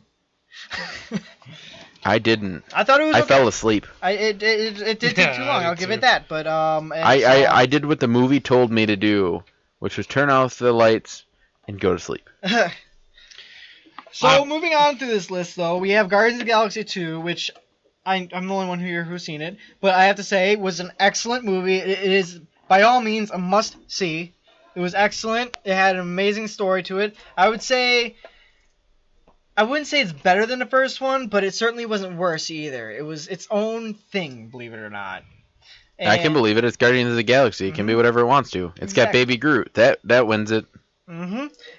And it was really good. And again, to anybody who goes and sees Guardians of the Galaxy 2 in theaters, stay for the credits, because there are 5 post-credit scenes in that movie. Like, as it goes through the credits, it will cut to another scene, and then it'll go credits, and another scene, and it does this 5 times. What the heck is up with Marvel adding more of these hidden scenes, these Easter eggs at the end of their movies? 1 is fine. Because it's an entire connected universe, and when there's connected universes, there's going to be Easter eggs of all other little tidbits. Yes. It's their little. But 1 per movie at the end is fine. I know, and that's typically what they're doing. Except for with Guardians of the Galaxy, they did 5, which I'm honestly not gonna lie, it was a little overkill, but they were still all entertaining. It was a lot overkill. Yeah, I'm pretty sure Deadpool was the last Marvel movie that only had 1 post-credit scene, and it was the best one out of all of them. Yes, because it was the Ferris Bueller one.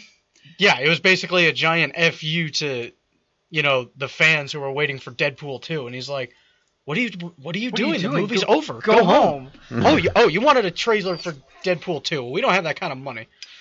we don't have one yet. Yeah, we're only the most successful movie studio in all of Hollywood. You know how the Deadpool, the first Deadpool movie was, it was like a Valentine's thing, right? It was like almost like a date movie, right?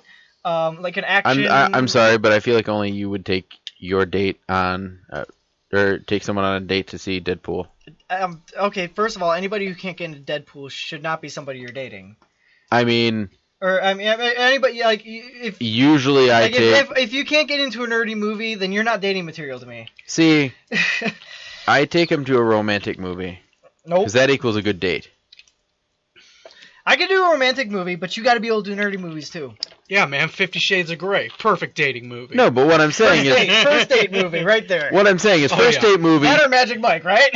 Hey, you don't unleash the crazy on the first date. A.K.A. going to a You do if geeky you're me movie. or Earl. Yeah.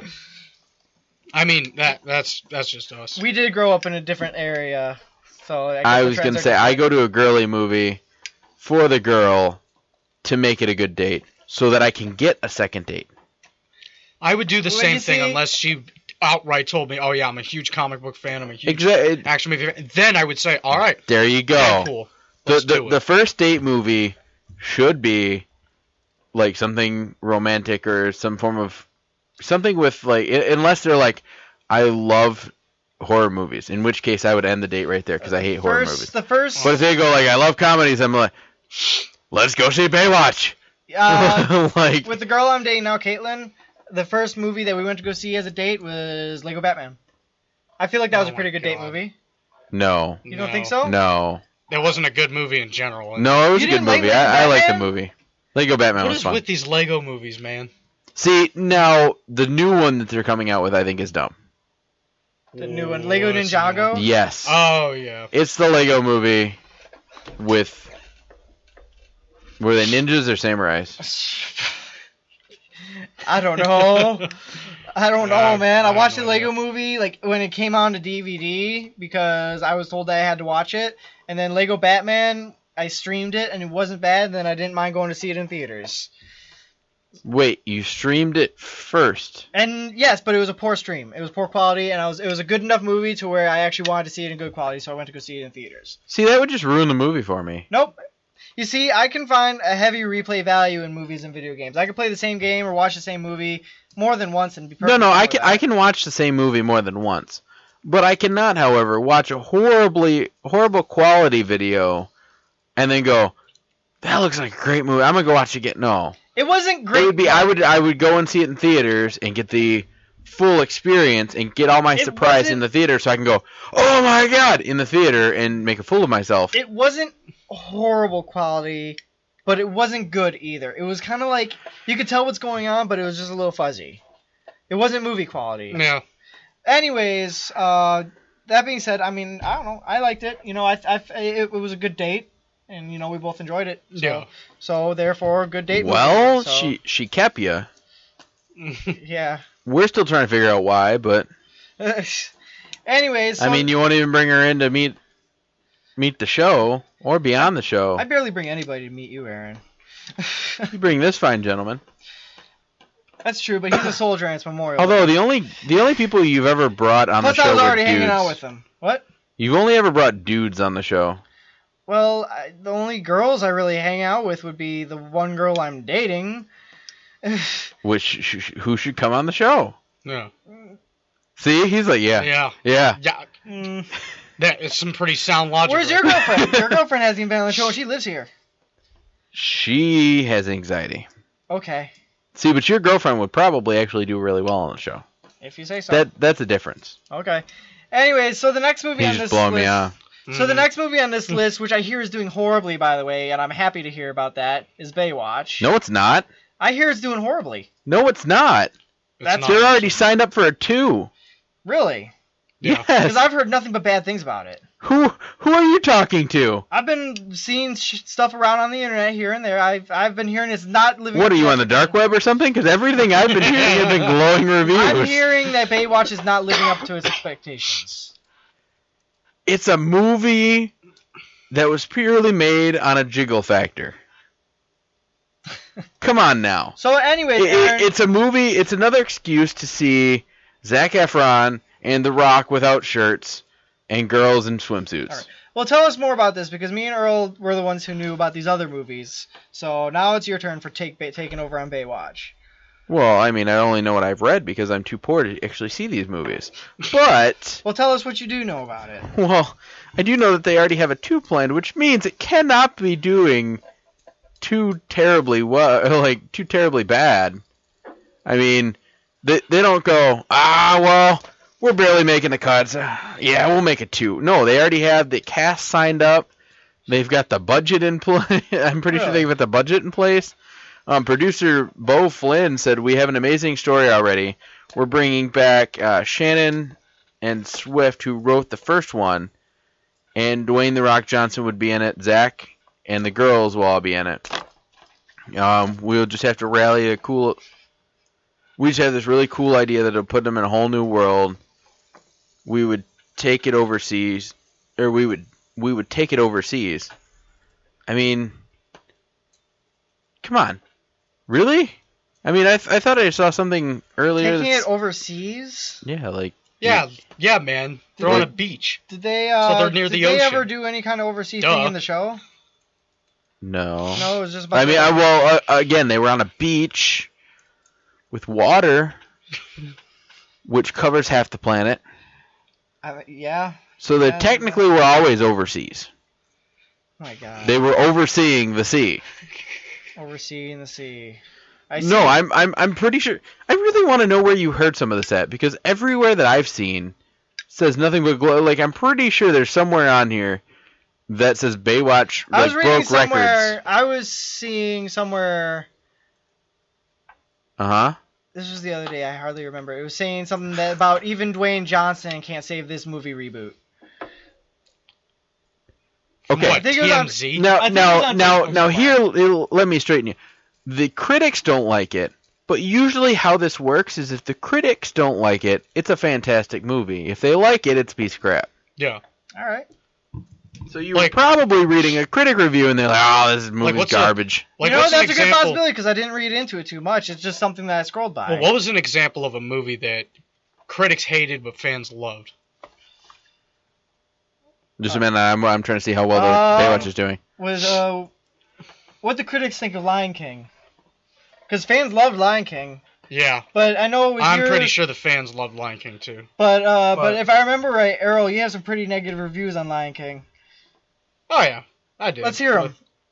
Well, that's a topic for another day. No, we have time. Earl used to listen to this guy called Confused Matthew, and he would watch and listen to movies and explain what he thought would be wrong and determine whether or not it was a good or bad movie. Yeah, and he made some very valid points. Earl, I don't remember much of them, but I know you do because I know you used to watch Confused Matthew like religiously. Oh yeah, which irritates me because he took his website down because he couldn't afford it anymore. But anyway, yeah, one of his biggest points was the fact that young Simba is a little douchebag, and how usually these protagonists aren't this like full of themselves, and this is the guy that's going to be in charge of the joint, when he grows up, and then. Not only is he a jerk, but he's an idiot. He's the stupidest person in all of Disney.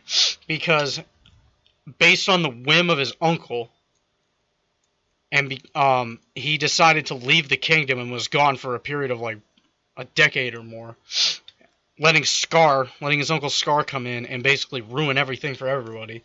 Only because after like a week he didn't think to himself, wait a minute, the reason my dad died was because I was sitting on a rock and he had to save me from the stampede. And the only reason I was sitting on that rock was because Scar put me there.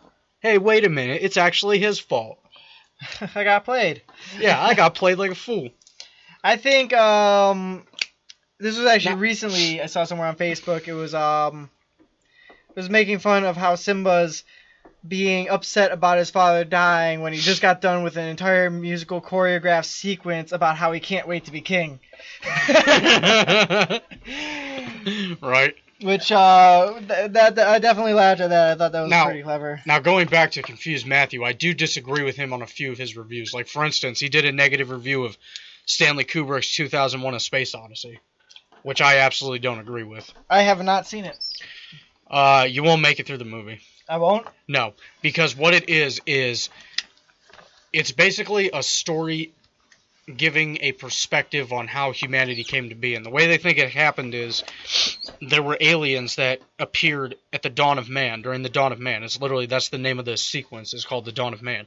And you see early, the the evolutionary ancestors to Homo sapiens basically living out their lives, and then the iconic black monolith appears, and then all of a sudden the monkeys start using.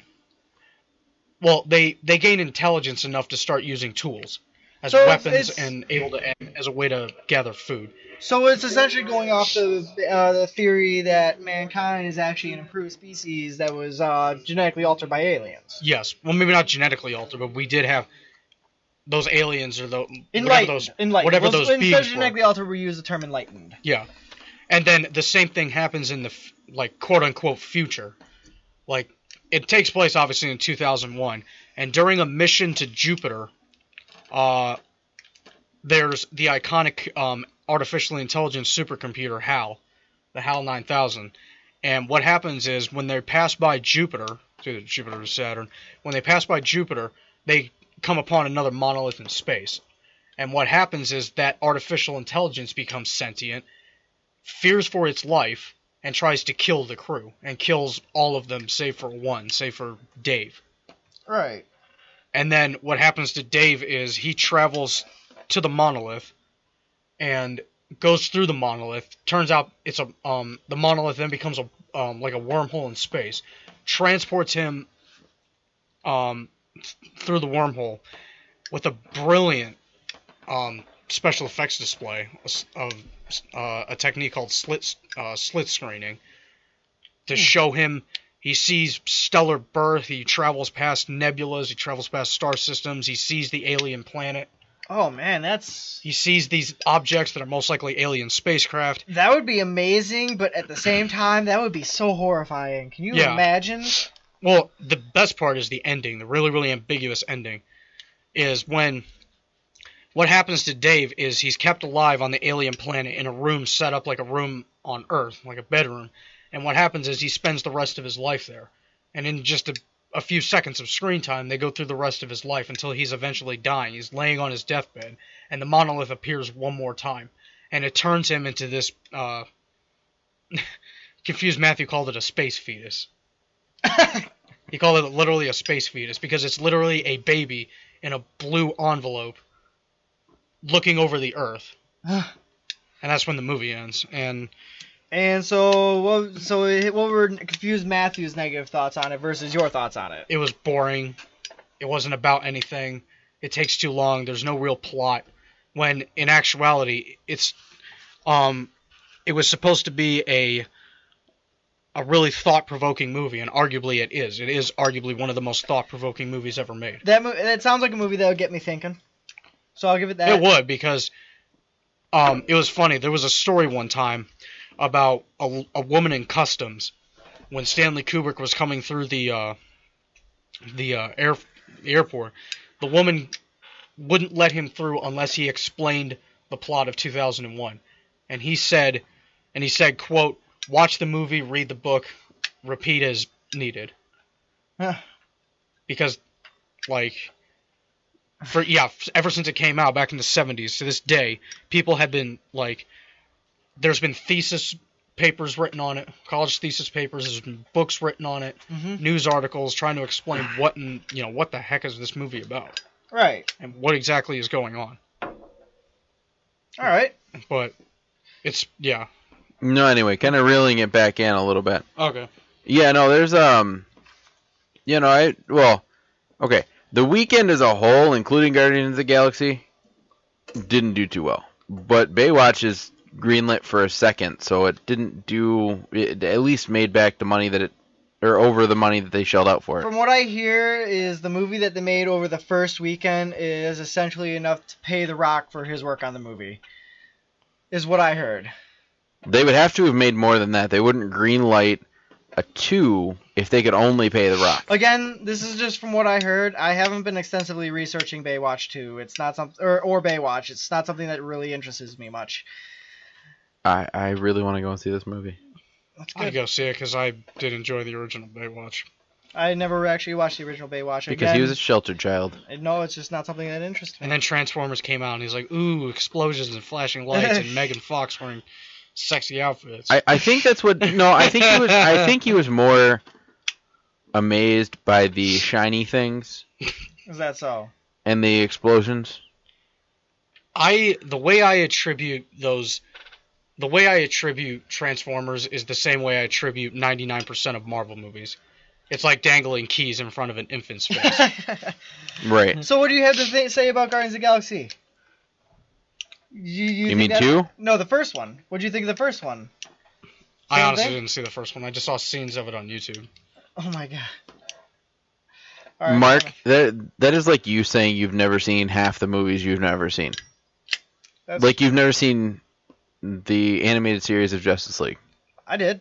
You said you didn't. I've seen it. Have you? I've seen both animated series of Justice League. Recently? Or when you were a kid? I dabbled in them as a kid. I never Dabbled. actively watched them all the time. I never waited for a new episode to come on. I did. Oh, I did. That show. I grew up on a lot Show's of amazing. Nickelodeon, bit of Cartoon Network. I watched a lot. That was on Cartoon Network. It was? Yes. You see, I guess I was more Nickelodeon then. I was watching a lot of Fairly Odd Parents, Jimmy Neutron, Danny Phantom. Yeah, I was watching SpongeBob. those same shows. It's I just didn't watch SpongeBob. You guys remember Foster's Home for Imaginary Friends? Yes. Yeah, no. I watched like the first season, and that was about it. I don't even know what happened in that show. So I don't think tanked because nobody really watched it. After a while, yeah, nobody was really watching it much. It did good. You want to know what I watched? What'd you watch? Justice League, the animated series, Hey Arnold, all that. I watched Keenan and Hey Kel, The Amanda Show, Drake and Josh. You see, I watched more of the animated stuff. I didn't watch a lot of the Amanda Show. I did watch Drake and Josh. But for the most part, most of the stuff I watched was the animated stuff, the cartoons and all that. Did you watch Animaniacs? I did. I watched a lot of Looney Tunes growing up. I also watched a lot of Pokemon. I watched The Yu-Gi-Oh! Animaniacs I weren't watched Looney Zoids. Tunes. No, they're Warner Bros. Yes. Yeah. I watched a lot of Warner Bros. too. I watched a lot of Looney Tunes. I watched a lot of Warner Bros. Looney Tunes is Warner Bros. I'm sorry, I'm getting mixed up now. No, I watch a lot of Warner Bros. Looney Tunes. Yes, no, I know. And Animaniacs is both Warner Brothers. Yes. But Animaniacs is not Looney Tunes. Yes, no, I know that. But that's not what you said. You said you watched...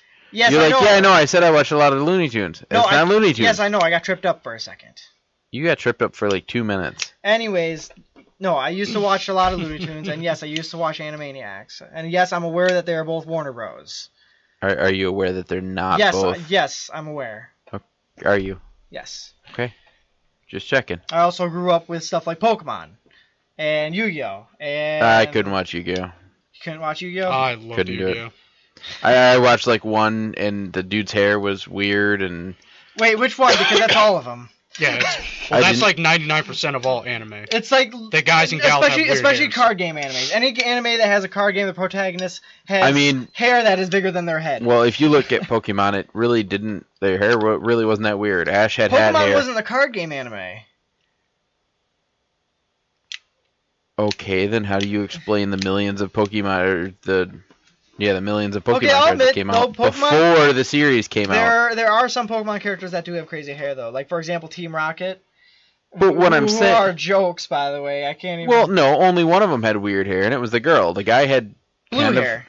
He had blue hair. So, there's people walking around with purple hair. That's true. And green hair. That's true. There's our people with green hair. And... But what I'm saying is, Ash had hat hair. Brock had spiky hair.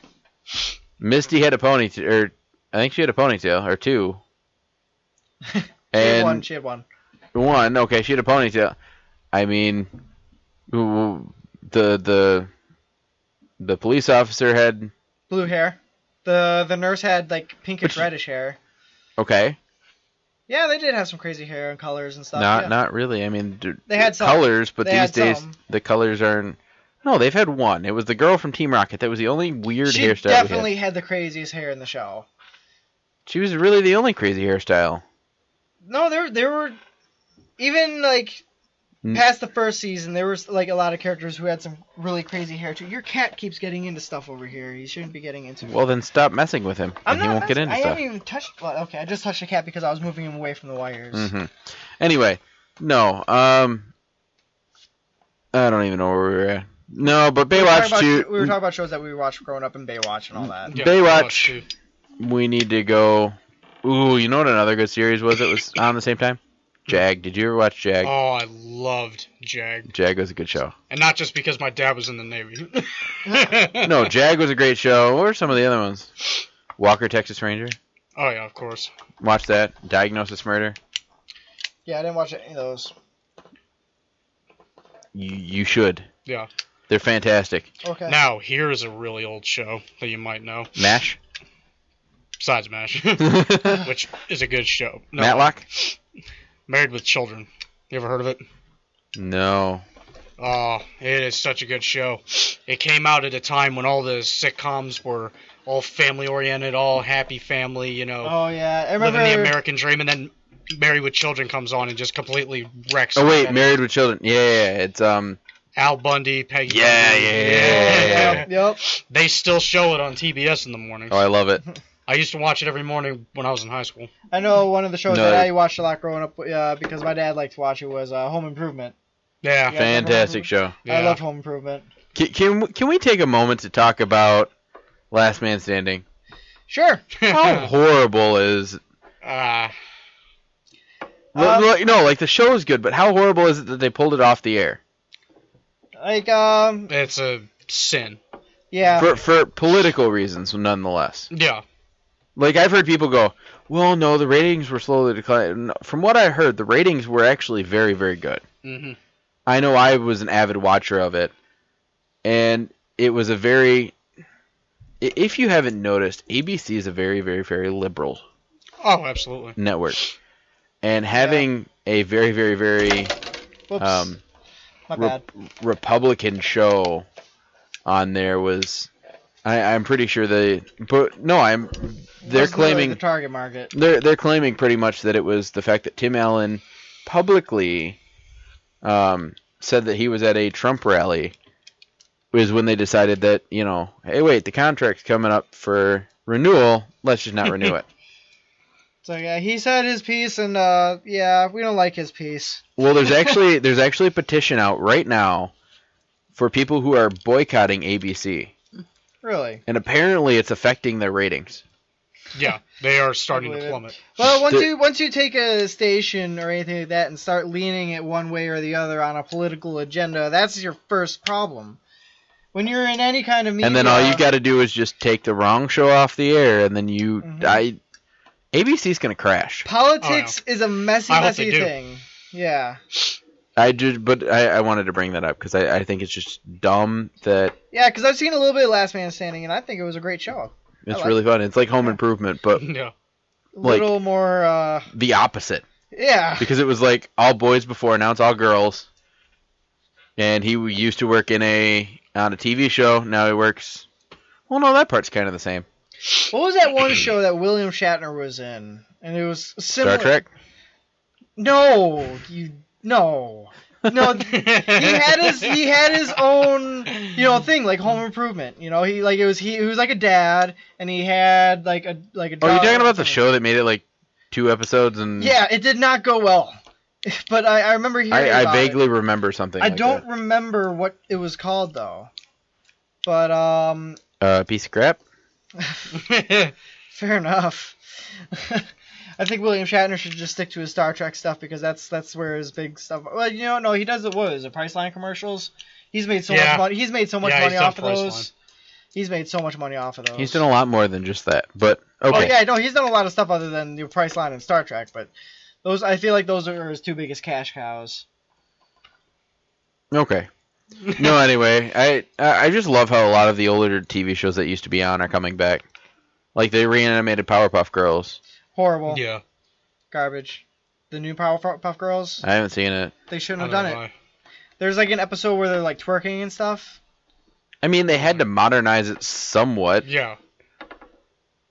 I mean, the animation's pretty much the same. The difference in voices bugs me, but One thing I'm hoping they do good with is I hear they're bringing back Danny Phantom. And it's supposed to be like... that was another show I never really... Like, I kind of casually watched it. If it was on, I'd watch it, but I wouldn't go out of my way to... I was the same love way. it. I really liked it, but it wasn't my first pick. No, I would much rather... There were several other shows I much rather would have watched than Danny Phantom. But if it was on and there was nothing else to watch, I'd... I like Danny Phantom, and I hear they're bringing it back for like, they're supposed to be like him in his college years or as an adult or something. No, Ben 10. That was one that I could never get in. Okay. And then there's same here. And then I got confused because then like the uncle's like dead though. Next time I watch it, and I'm like, oh wait, this is a different series. What is happening? They do, They did like 3 or 4 different Ben 10 series, and really, I think like the first one maybe it was any good. It was weird. The second one was but really like it's just. I think when that came out is kind of when some of the like cartoons started just kind of plummeting. It started tanking. Because that's when like there was something about it like a TV show named something about Gumball or something like that. Oh, Gumball. And then there's and then there was Chowder. Yeah. What did these guys do? Just look at what they were eating? Hey, look, a Gumball. What was that other one? Here's some clam chowder. Flapjack. You guys remember that one? It was horrible. No, I didn't watch any of them. I refused to watch them. You know what show I just rediscovered? What show? The original Inspector Gadget. Oh, good God, no. Great. Yes. It's a fantastic Great show. I haven't watched that show since I was like 5 years old. And then they made that movie and it took a giant crap on the entire I think that was the end of Inspector Gadget after the live action movies. I liked the first live action movie. The second one bothered me. I agree. I liked it when I was younger, and then I realized just how awful it was. I still like the first one. I almost want to go back and rewatch it just to see how bad or good it is. Yeah, no, it was. Anyway, so we're getting near the end of our time. One thing I do want to announce is next week we're gonna try this new bit we want to try out. We're gonna take 2 movies from Netflix, a new and an old. We're gonna watch them during the week and then review them. Just kind of in case you're running out of things to watch on Netflix, because Netflix is kind of going to crap. I already have a to-watch list that's like a mile long, but okay. Well, but you need to watch these before next week's show. Okay, I'll try. And try not to put your one beer so you miss the show. Okay. Anyway, so that's something we're gonna try. We've already got our movies picked out. If you have a movie on Netflix, a new and an old, or just a new or just an old, it doesn't matter. If you've got a request that's on Netflix, it has to be on Netflix because it's that's kind of the basis we're going off of. And we're doing a new and an old. But it's kind of like a retro and a. Let's see what I made the name. It was like a retro and a something in retro. It was like new. It wasn't new. It was I cannot think of it. Retro versus remastered. But that sounds better. Retro versus modern? No, it was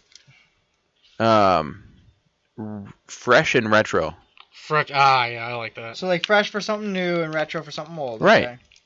Watch one fresh, I like that. One fresh movie and one retro movie, and we're calling it the fresh and retro pick of the week. Okay. So we've already got our movies picked out. I'm not going to tell you what they are because I don't want to spoil it. But we do have them out, which means, Mark, you have to watch them before next week. Okay. No, you have to watch them before next week. Okay. Mark, are you listening to me? Yeah, I'm listening. Are you going to do it? Yes, I'm going to try. No. Are you going to do it? I will try. Well, that's a flop. We'll Mark's trying is I could come back and I could do it. I could do your job for you. There we go. We'll kick Mark off and we'll bring him back. All right. He'll do the homework that I give him. No, anyway, so that's something that new we thought we'd do because I've been trying to find. I mean, I've got TV series to watch on Netflix, and there's a couple movies I want to watch, but not too much good on Netflix anymore. So we figure we'll. And there have been a couple movies that I'm like, I want to watch that. Like it may look good, and this way we can all figure out whether it's good or bad together. Mm-hmm. So my challenge to all of you is to send us one or the other or both, a fresh or retro pick of the week off of Netflix, and we'll go through and we'll try to do as many as we can. We'll do 2 a week, which would one fresh and one retro, and we'll kind of give you that our stance on those movies. So I think that's pretty much it. Like I always say, you guys are the The reason we do this, we love to broadcast. We love to sit here and chit-chat for 2 hours. And so what we need you to do is we need you to go on our Facebook page, Topic Talks on Facebook, and give us a like on there. While you're listening to the show right now, hit the like button. Subscribe to our channel. We're on YouTube. You can subscribe to that. If you have any problems with anything, you can message me on Facebook. You can message Mark if he gets the time to answer. Lucas is always answering his Facebook. So you can always contact us. You can probably even contact us on the Topic Talks Facebook page. If you have a request, you can, if you want to comment on a post that I make or a post that Mark makes, any of that will be perfectly fine. We do this for you. We do. So to help us make it a little bit better and to appeal to you a little bit more, just let us know what we can do to be better. So I think that's pretty much it for me. What about you guys? Any last thoughts? No, not for me. Just to say thank you for having me on the show. Well, thank you for coming in. And I'd really like to come back. Well, this is interesting. Consider it an open invitation. Anytime you want to come in, just let us know. Right. Mark, try to drag your butt in here more often. Okay. Also, one last thought. Happy Memorial Day, everybody. Happy Memorial Day. Memorial Day. I meant to get a patriotic button, but alas, I have not. Didn't find the time. I didn't. I was too busy putting together that very fancy acapella. There we go. Cut together. Anyway, so I think that's... and directed it too, right? No, I just played it through my system and... No, I get it. Anyways. Before I shut Mark off, because he's getting annoying, I think that's pretty much it for us. I'm Aaron. And I'm Mark. And I'm Earl. Signing off.